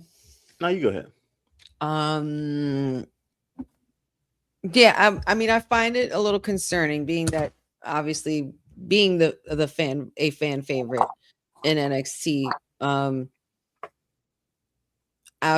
don't want to make excuses or anything like that, but I'm sure there are lots of different reasons. I mean, we also know that she had been prone to injury a while back also. But as far as the case of always the bridesmaid and never the bride, it just seems like Shawn Michaels once again going for that. I don't want to say a slow cook or slow build, but I think that Jada Parker is somebody that he wants us to get like really invested in from the ground up. And it starts with her, I guess, if people want to call it that, jobbing and putting the other talent over. I don't know. I'm not sure what direction they're trying to go with Jada, being that she has been taking a lot of losses. I'm not sure how that helps, being that she is the fan favorite, and a lot of people are going to be really sick of seeing her lose time and time again. But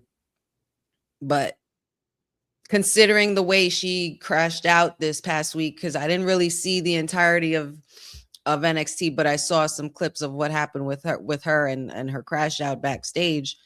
I feel like it's more from an emotional standpoint. We're really trying to build Jada's character, I think, as well, not just building her up because she's a fan favorite. I feel like they're trying to, maybe Sean's trying to build more character work for her. I mean, I could be wrong, but that's just from what I'm seeing. Very political ass answer Honey gave. Deonne, your thoughts? I thought she had it already. Answer nonetheless. Right, her safe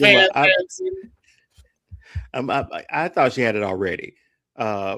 She was pretty much a social media sensation for like every week of NXT for a good run, and you saw a crowd was behind her. She got reactions.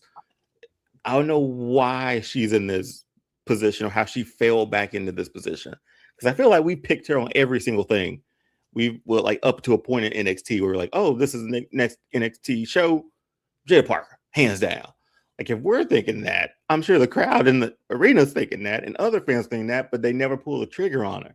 I don't know if like this rebuild of her happened. I think that's where Honey was kind of going with, sort of a rebuild, or just I don't know, sharpening her character or whatever else she's doing with Natty, going to start doing with Natty. I thought she had it a year ago. Like, I thought NXT champion a year ago. I thought main roster a few months ago. I would love to be a fly on the wall in those discussions about her with like Shawn Michaels and that crew, because just from a fan looking, like, who doesn't watch NXT like regularly, I watched because of her a lot of times too. Mm-hmm. And I'm like, well, why aren't we doing anything with her? And I hope she didn't fall into that, in that era or that area for her, where she got left behind, because you got Lola, who's champion, you got Soul, who's gone. Like, she's getting left behind. Well, and I don't know why.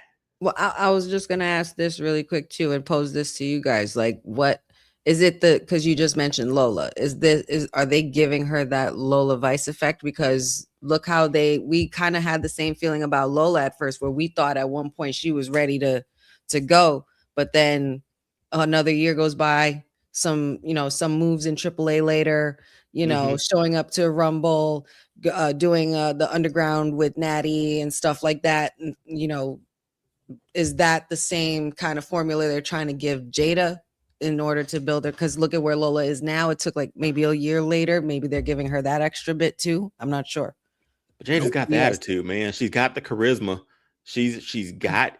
They say it. She's got it. Come on now, man. Y'all not, man. How long we gonna dance around this? How long we gonna dance around? Y'all not gonna say it. I gotta be the bad guy again. Will's gonna say it. He's gonna say it. She's the wrong black. She's the wrong black for them. Oh my Lord. She's too ghetto for them. That's what it is. Look at what you just saw this past week. Callie Armstrong, and look how they pushing her. But look how she acts. There's a certain, we've talked about this before, when you have to act black, not be authentically black. You know the attitude that Jada has, and that's still getting booed to this day? Jade Cargill. That's what you see when she does promos. And they don't like to promote that. They don't like to promote that because they go, oh, it's too hood. It's too hood to put on there. And that's the label that they're putting on Jada Parker when it comes to promoting her. And you can see it. You all see it when I say it out loud. Nobody want to talk about it, but you see it. The only problem about that is that what they are considering to be ghetto is just a woman who has a very strong and incredible personality. And attitude. The same way Jade Cargill does. And y'all tend to boo that because they're not acting like a Bianca Belair or a Callie Armstrong where they have to play to cater to you all. Because that's why Bianca can't go heel, because all of y'all are going to look at her in a certain different way. Same way y'all booed her when Rhea, and because she wasn't a heel then.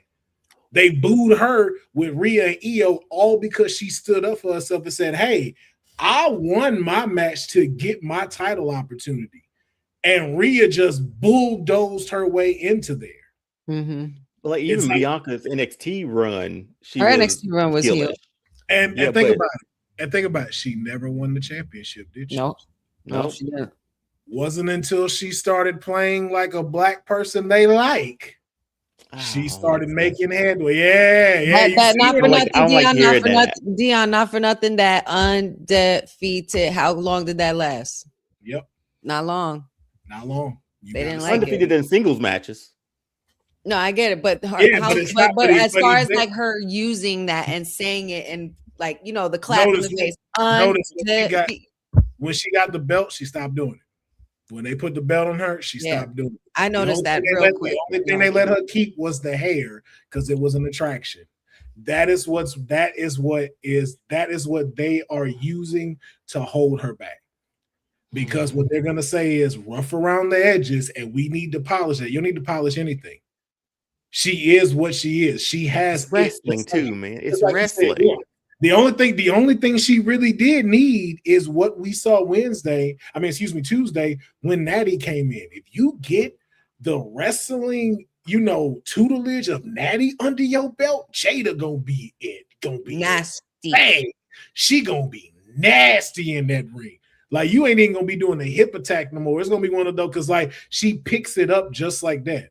But the problem is there is a particular way they want minorities to be seen, especially when it comes to people like us, that they do not know how to promote and cater to, which is why just Jade Cargill having confidence in herself turns her into a heel.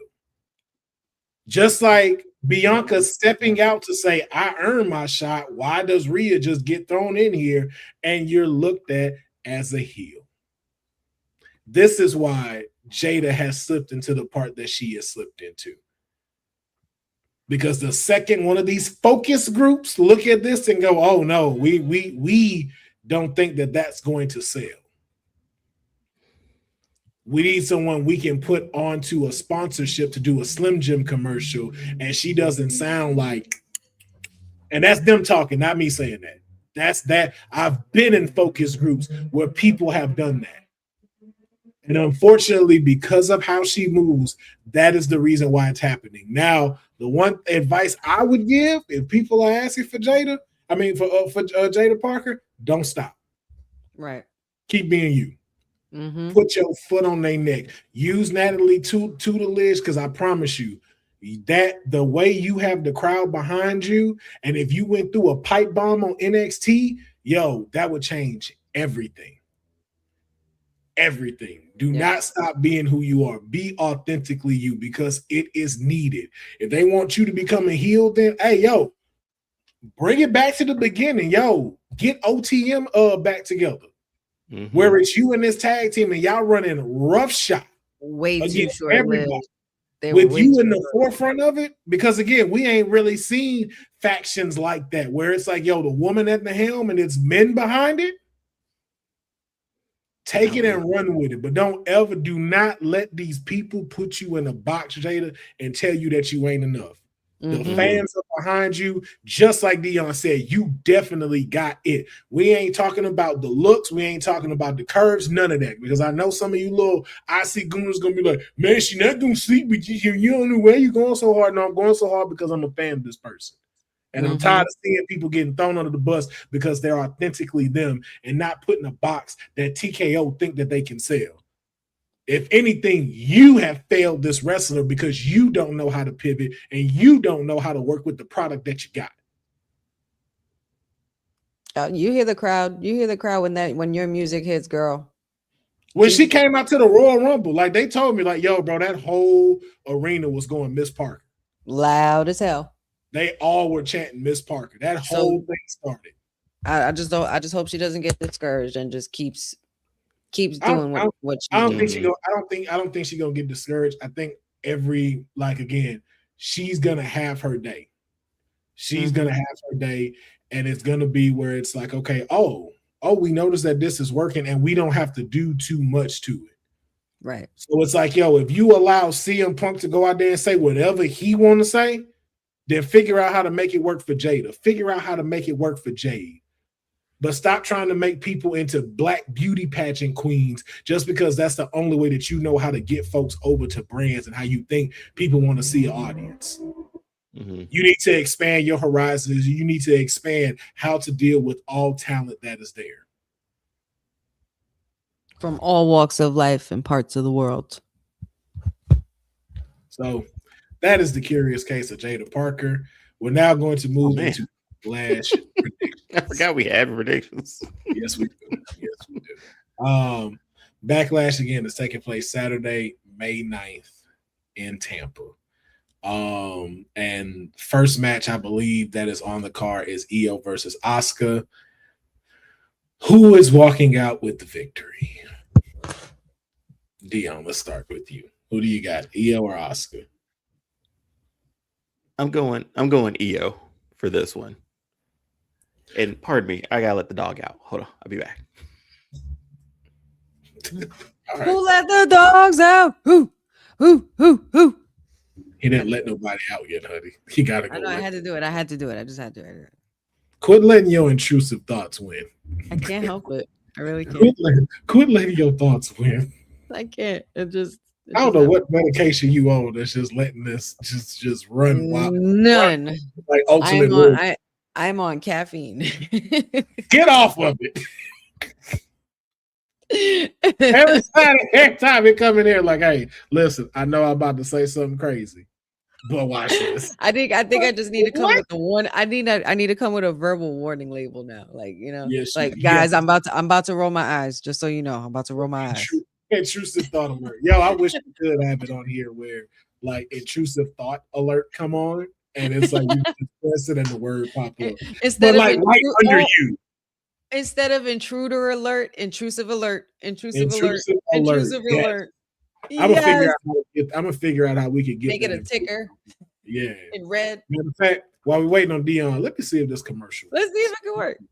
No. I mean, I would have to make something, but I'm talking about this commercial that I had. I wanted to see if us like putting in commercials and stuff.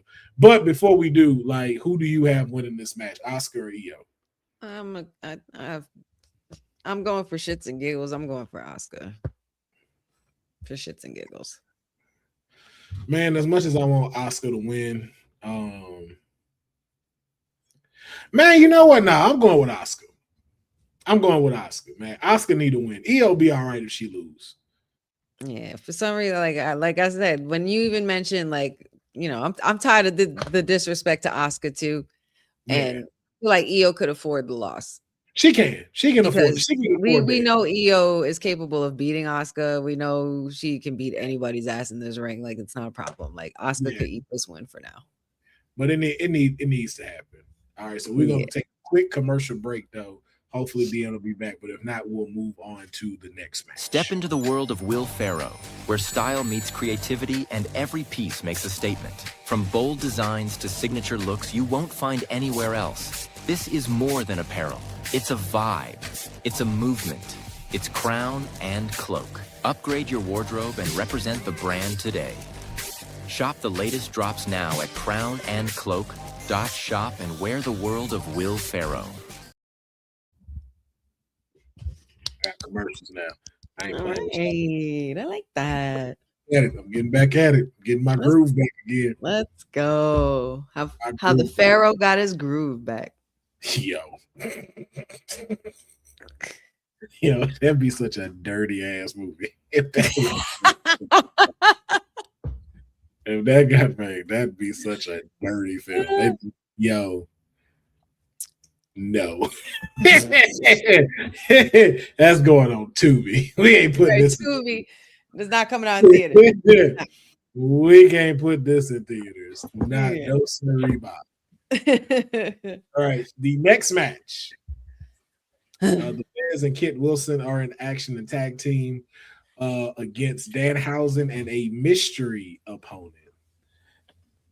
2 questions. Who do you think the mystery person is, and who's walking out the winner of this match? And you can go.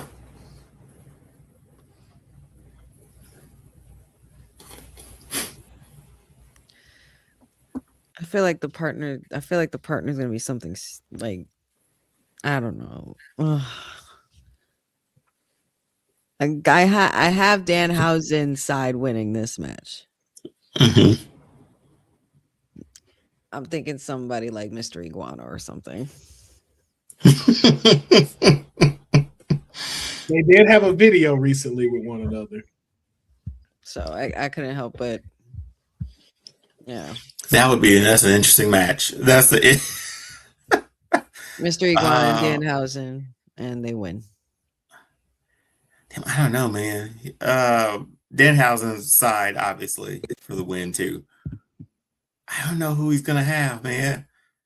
Like it could be an invisible man. Who knows with Danhausen? You never know. Hey, Miz has fought an invisible man before. Yes, so let's never. He sure has, and well. That was a great match. A slobber knocker. It's up there. I don't know, man. I don't know who to pick for that one. I don't have one locked and loaded for that. Just throw one. Just use your imagination, Deonne. You ain't gotta be logical. If that happens, that'll be so underwhelming.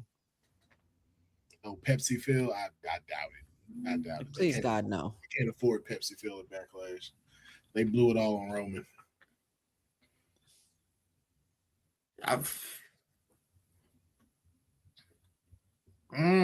John Cena. That's wrong. I mean, he gonna be there. He gonna be there. John Cena's retired. You already know. See, this is why we know. This is why Deonne is the notebook of the group. He has to have his notes. He don't bounce off. I have to do my research, and there's nothing wrong. Like, bro, you couldn't even say. Honestly, you could have even said Joe Hendry. Oh no, I'm good on Joe. Damn, yeah. You know what? Yeah, keep him far away from Danhausen. I'm going with Danhausen winning, and for some reason, I feel like he just randomly gonna get Omos. That's hilarious. That's hilarious. That would be. He just pays. That would surprise me a lot. Human monies for you to help me. Human monies. Yeah, and I'll give you a big jar of tea. Big jar of tea from Danhausen. I think he'll be Omos. I just think it's gonna be something that's supposed to be fun, and I don't. Not that I don't know why, but I envision Kit Wilson doing this to Omos just because he's never been face to face with Omos. So I just find that to be funny. Yeah. Yeah, I'm looking at the roster now. Yeah, you're probably right. See, he just needed Nobody else fits well. right. But we're gonna Greg move Williams. Wow. Okay. Sorry. Well, we Intrusive thoughts again. Intrusive thoughts. Sorry. have the United States title on the line. Trick Williams versus Mick Foley Jr. We've gotten Honey's take already. Deonne, who do you think is walking out as U.S. champ? Trick Williams better retain, or what was all this for? We don't know. I too am gonna go with Trick Williams for the winner of this match, and we just gonna keep it pushing. Yeah. It's like if you weren't excited about that one, you definitely ain't finna be great. Seth Rollins versus Braun Breaker. Who's walking out the victor? Is Braun gonna lose to a stomp, or is the spear going to lead him to victory against Seth Rollins? All right. Vision's not. There's no stipulations about Vision being a part of this and stuff. There is no Vision can definitely come out and interfere if they choose to, which I'm sure the Street Profits will come out and help them, go after Logan Paul, blah, blah, blah, blah, blah. See, so, that could have been an LA Knight. Just saying. I booked this 2 months ago. LA Knight. LA Knight doing what at this point? LA Knight going to sleep. LA Knight sleep. All I'm saying, I booked this 2 months ago. LA good night. With LA. You know what? Forget you, honey. Braun Breaker for the win.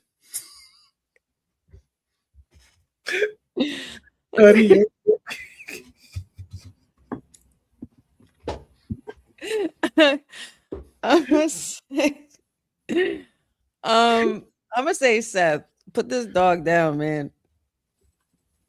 Put this puppy down. Let's go. You know what I would love to see? I know he's caught Roman in the pedigree in the spear. I know he's caught him like that before. But I would love to see if they could catch him in a stomp in the spear. Mm-hmm. Like, if he hit him like Randy did, and where he go in the air and jump up, I can see it. He got to make up for it. He definitely got to make up for the spears he's. But I'm just saying, I want Seth to get him with a stomp out of it though. I want him to, because we've seen him do the pedigree, catch Roman in the pedigree with the spear. I want him to figure out a way to catch him in a stomp during the spear. I don't know how it's physically possible, but I want to see that. You asking for a lot. You wrestle once a week, man. They got 6 days to figure out how to do that. You're dealing with trajectory coming towards you to you having to step to the side, jump up, just jump, and land right where he's coming at you. Hey, not saying it can't be done, but hey, the game's over after that. It would be interesting to see it. It would be game over after that. I'm going with Braun Breaker though, man. Let that man get a win over Seth. Do what you need to do with division. I need some competitors for the world heavyweight title outside of just Seth. So, and then the main event, the world title is on the line. Tribal Chief takes on the Samoan Werewolf. When the dust settles, who is going to be world heavyweight champion? All together now. 1, 2, 3. Roman. Jake.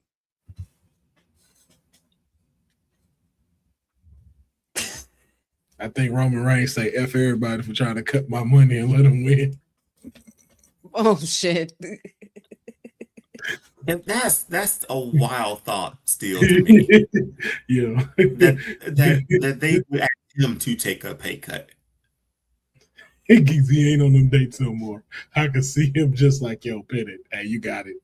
You know what did you hear what they said about those dates too? A clerical error. Mm-hmm. I work in the government, and that's what we say. Well, that's what people say when when something has gone awry. Yes. It was a clerical error. No, it wasn't. That's like Sorry, you know, that's like your food taking long at a restaurant and saying there was a disturbance in the kitchen without exactly saying what the disturbance was or what happened. Coming to the mic. All right. Yeah. That was a clerical error. We did not mean for that to go out. I know we made graphics and everything for it, and we pushed it as a promo during the show. But all of that was an error. Just a clerical error. And we know in wrestling things are subject to change. The card is subject to change. You are correct. TBA, TBD, whatever the hell. Good Lord. To be dated, to be announced. No. Who says that? Who says to be announced? Well, I've seen this some I places. was just saying. I don't know, because I was like, I feel like I've seen TBA. I wasn't saying that to like get at you, but I was like, I feel like I've seen TBA before somewhere. And I'm like, where do they normally use that? Event still? Is it events, or is it like upcoming movies, but they haven't given the title yet? Because I'm saying I've seen it before, but yeah, like, probably something like that. Yeah. when is it to be you? Because like to be determined is like results, and then it's like to be announced. I'm like, well, to be announced, to be determined, to be continued. There's like I don't know, but I don't. TBA would have to be the movie thing you said. I never seen the acronym for to be continued. I definitely ain't seen it. I was just thinking about that. TBC. I'm gonna start that. It always comes out just to be continued. It never is. I've never seen it. TBC. Say TBC and let's leave.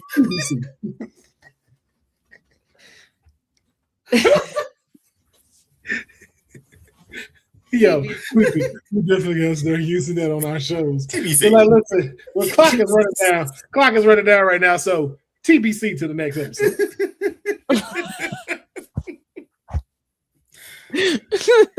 Y'all, That's when it's always written out all the way.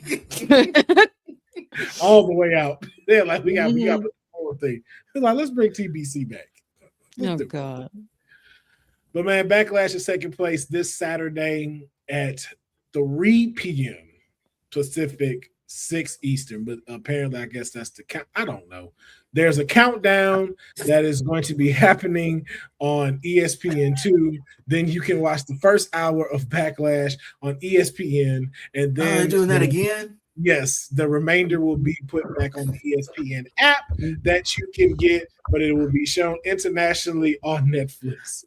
And We're seeing the destruction of wrestling right before our eyes. This shit man. just really gave me. are. This shit just gave me. We're just watching it all burn down, literally. You can watch the first hour on ESPN2, then spend $30 on an app and watch our bullshit PLE. For 3 more matches, right? Yeah, basically. Well, 4. It's 4 sometimes. Which So, is so the first hour is one match? Or a segment, a match and a segment. There's only 5 matches, so I don't know. But wait, Deonne, did you even pick? They may have... Roman. I mean, come on. Okay. Yeah, I thought he said Roman with you. I didn't even. No, I only heard anything. Jacob. He didn't say anything. Yeah. I heard Jacob, and I said Roman. Yeah, that's the only reason. We're in that world of Roman again, man. looking like straight out of Spartacus and shit. Look at this picture. I love it and I hate it sometimes. You know what I mean? The rain of the picture, just to be no, the rain, man. Be very clear to the audience that his title reign, because at least when it was CM Punk, you had that idea that he could lose it. You know, that thought crossed your mind. It made more opportunities for everybody else. So, like, say Finn Balor is now back Finn Balor, and CM Punk still had that title, and they just had that match before Mania. That's an opportunity to put that title on CM Punk. That's been taken away at the moment with Roman's reign right now. With Roman Reigns' reign right now. No, you said it. You had it right. I know it felt wrong to say, but you said it the right way. I know it felt wrong to you. Yeah. We got Roman's reign. I was like, yeah, no, you got it. Yeah, okay, yeah. It just had opportunities. I feel so wrong to him when he said like, no. He's like, I should have said Roman Reigns' reign. Like, no, you had it right. Yeah, right. But yeah, sure. Yeah. And then Cody's the same way. So it's like we're locked with them for a while again. Oh, Cody. If only we'd have got the Yes, Rock. it's your boy too. If only we got the Rock versus Roman when we were supposed to, maybe it wouldn't be like this. You know, We done, man. We done. Still Cody's fault. Man, we still Cody's fault, even after all this It will time. always be. It will always be. It's one has to go. Backlash edition. Oh wow. All right. Oh These are- wow. yeah. I got it already. I'm done. I know it. Can I say the matches, y'all? Yo. I know mine. You heifers got one more time to let these intrusive thoughts get the y'all. Right. I know mine. All right. You raggedy heifers gotta keep my title warm. You're just ready. I was like, listen, we almost done. Okay, we almost done. It's like 2 more seconds. It's not 3 hours. We the 2 hours mark. we Yeah, about we to wrap good. up. We all right. Yeah, we about to wrap up. We were like a tight 90 minutes, man. I thought we were gonna shoot. Dion, Dion be picking and choosing when he like how he Right. like, there's 1 week where he's like, oh, we leaving already? We done? And now Yeah, he's just like, I mean, are we done yet? Right. Hey man, I got to get out of here, man. Bro, do you love us? Like I got things to do, man. I got to make sure Xander's good. He's good. He's sleep. He sleep. I know he sleep. He's fine. Things be ready to go today. Like we almost out of here. My eyes getting heavy. Or then 2 weeks later. Well, you know, M took Xander. Do the matches, man. Do the matches. The one has to go right now. You know, hey, I can hang out. I can hang out. Case in point. He's like, do the matches. Hurry up. Right, come on, man. Let's go. I got something to do. I got to watch Daredevil. Let's hurry up. Again. Right. Again. All right. One has to go. We have Randy Orton versus Cactus Jack at Backlash 04. We have Edge versus John Cena at WWE Backlash 2009. This is where Big Show interfered, throwing John Cena into the big ass spotlight for Edge to take the victory. And then we have Bad Bunny versus Damian Priest at Backlash 2023 in Puerto Rico. But which one of these has to go? Deonne, you said you got your pick already. Lay it on us. We can get Edge and John Cena out of here.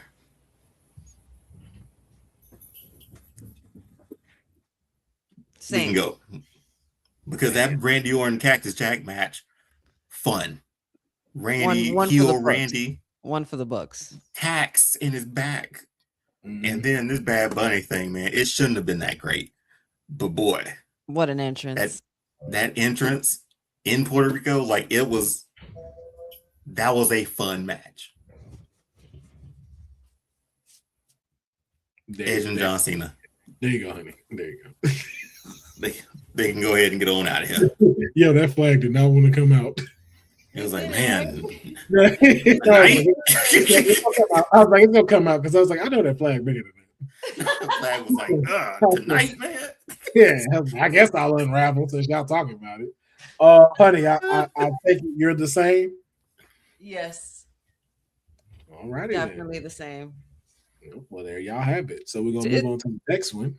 2009 was that weird phase where I was not really watching. Like I think I was getting like sick of Super Cena around that time. And yeah, I was just like, not with it, man. All right. The next set is going to be, we have Edge versus Kurt Angle at Backlash 2002. We have the World Heavyweight Championship Triple Threat match in 2004's Backlash with Shawn Michaels, Triple H, and Chris Benoit. And then we have Stone Cold Steve Austin versus The Rock at Backlash 99. This is where The Rock had the camera and got stuttered on the announce table. So good. One of these has to go. Are we all thinking it? I mean, I don't know. Either, I don't know. I'll go. I'll rip the Band-Aid off. Good. despicable thing he did, but that match was really, really good. Edge versus Kurt Angle in this slot can slide out. Okay. Is that right? That was right after WrestleMania. Like that was, yeah. Okay. We in here. All right. Honey.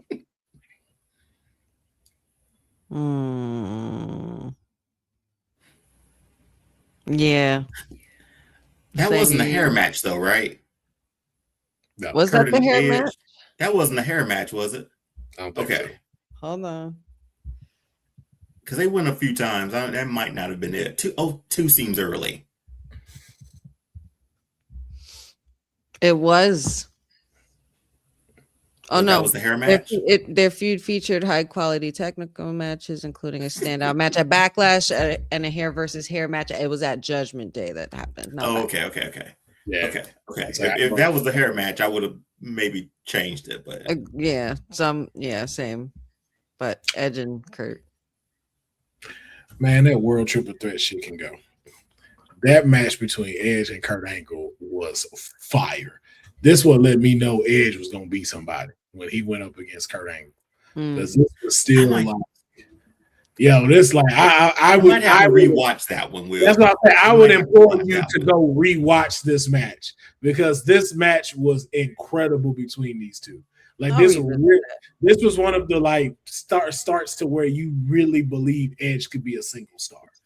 Like they put on a show. Like no disrespect to the triple threat match, but if it was like I had to keep these, I was way more entertained with Edge versus Kurt Angle than I was with that triple threat match. And that's when you had like Triple H who just looked not well. Like this was not well. This was my brother called him Chubby H during this thing, man. I hated my brother. Because, bro, this was like, that's why I'm just like, y'all need to go rewatch that match too, because I don't know if that one was as great as y'all think it is. It was still pretty solid. It was good. I just don't remember. It was solid, but Edge, man, versus Kurt, bro, go watch that match again. That match was so good.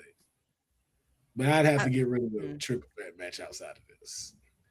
So we got one more set, and this is Randy Orton versus Edge at Backlash 2020, the one that was labeled the greatest match ever. Then you have Edge versus John Cena versus Randy Orton versus Shawn Michaels at WWE Backlash 2007. Then you have The Rock versus Triple H at WWE Backlash 2000. Which should have been their WrestleMania match, honestly. Mm-hmm. So, which one can go? Only one. I'll go first. The segment's called "One Has to Go." Deonne. I'll go first. It was not the greatest match ever by Randy and Edge. That match wasn't bad though. It wasn't bad, but wasn't bad, but I wouldn't sit here and call it the greatest match ever. Didn't it end on like on top of a truck or something? Yeah, on the ambulance. Top of ambulance.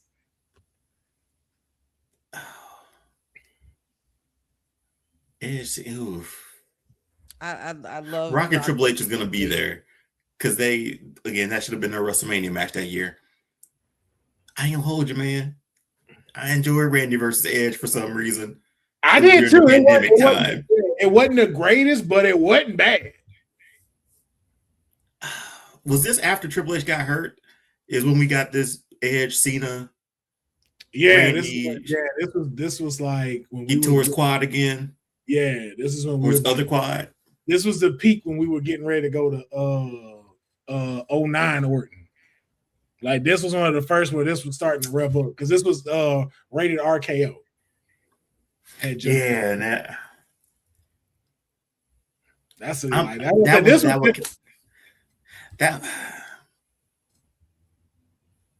I'll stick with Randy and Edge at Backlash.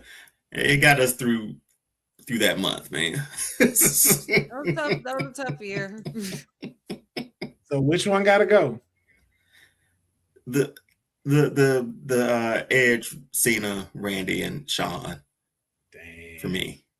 Yikes. Honey, your pick? I said Randy and Edge. Bye. It was not the greatest match ever.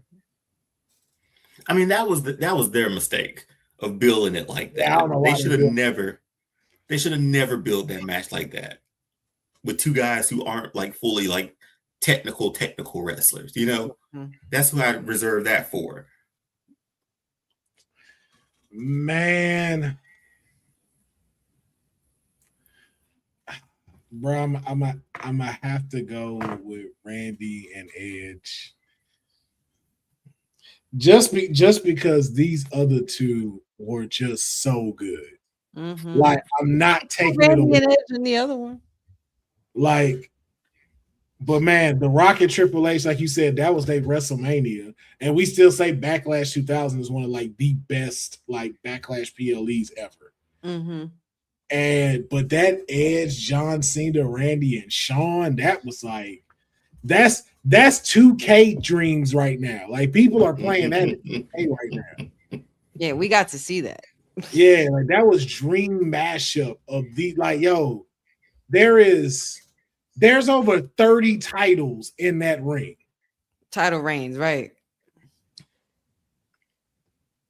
Ah, man, but I am very hurt that I have to give it away, to say Randy and Edge has to go, just because it was a great match. It wasn't the best ever, not the best ever whatsoever. Hell. Sorry, because we had heel Orton back too. You know, yeah, well, we had heel Orton. Yeah, but it's definitely up there. So, but that was our one has to go Backlash edition, just because, you know, Backlash is happening this Saturday. Maybe you'll check it out. Maybe Backlash. Backlash. And Backlash. Theme song. Yo, that Danhausen video doing that is hilarious. Wait, there's a video of him doing it? Yeah, they got all of them. So it's like he's in between them. You really haven't been on socials, Deonne. I'm not. I'm sorry. Yo, just go look at that. I promise you. It's hilarious. You are in tears. It looks grainy and everything, like the same quality as the old video, And too. he doing it in different spots, like he hold a vote. Backlash. What's okay? Why is okay? I know we gotta get out of here, but that may be another topic for another day. How did Danhausen get so over, man? The comedy. Yeah, Punk. The comedy. Like, you got to think about it, bro. You remember how many versions of those like we used to have back in the Gap? Like, you had comedic reliefs that made you laugh. Yeah, and it's a place for it. Yeah, he's a full out character. And the fact that, like, I would implore people, if you don't know about Danhausen, I wouldn't necessarily first go into like watching his matches. I would take a look at his interviews that he has. Like, Danhausen is like a whole character. Like, the dude that plays him, it's character like, work. Yeah, like, it's a whole character. Like, he steps into Danhausen. Like, he doesn't even feel right talking like Danhausen if the makeup isn't on. Like, it's a completely different type of way that he talks. Like, that's a whole character he puts on and plays into. And so it's just like, we've missed that, and you can tell that we've missed that. You're right. You know, we had it with R-Truth. We get it only so much. And then it was like, yo, now you got Danhausen, and Danhausen is doing it right. And I will say this, and I'm saying it now. So if it happens, you heard it here first. I need a Danhausen cartoon show. And I'm talking like Saturday morning cartoon. Like the Hanna-Barbera. Yeah, like Hanna-Barbera style. The same running animation for everybody. With the intro music, come on. That would be so great. And you give him some dope like monster characters that live in like the Dan house. Like, man, come on. It's right there. I'm letting y'all know now. I need the Danhausen cartoon show. If it doesn't happen, we have dropped the ball again. Because he's so well. He's fantastic. He's the MO right now. But no, top 3 in merch sale for WrestleMania weekend. Wild. Top 3. It's a good character. It's a good character. And then you had Cena put you over. So come on, man. Even when you did botch your exit. Did he though? Is it a botch though? If it's That's the thing. We don't know. Was it? a 'Cause botch? honestly, it was it perfect. supposed To me, it was happen? perfect. I thought it was great. I think that's just perfect housing right there. So, Pow. And then he's still there. And you see him running to the ring. and then the way he throw the curtain up first, and then try to get. I was like, yo, man, that dude knows what he's doing. He's got the timing down, man. And it's refreshing to see in a world where it's just kind of like what's going on today. You need that comedic relief. And I think he's killing socials as well. And it's something that he's worked very hard for. And to see him getting that shine, man, hey, more Danhausen, man. I'll take it. But Way to go, Danhausen. that is going to wrap up this edition of the Kayfabe Podcast.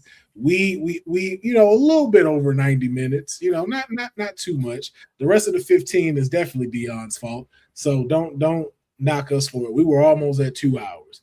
But we would like to thank each and every one of y'all for joining us on the Kayfabe Podcast. Be sure to check us out on our separate stuff too, man. You can check me out over at the Arcade Tokens for Straight Out of a Comic Book coming back, Black Blasphemy, Geek Blasphemy, and of course the Kayfabe Podcast also being on there. Check out Wrestling with Honey's content. A few things may change, but the content will always still remain the same because the sweetest oos is on it. And make sure you check out Deonne's All-Star Fandom on Wednesdays. It is live. They are always talking about what's going on in pop culture, movies, and I promise you, those conversations are what's needed in that space. So be sure to check that out. But we will catch y'all next week where we will be talking about, of course, the fallout from Backlash, what's going on in Raw and NXT, and a lot more. But this is your favorite trio on the internet signing off. We will see y'all next week. Have an incredible weekend.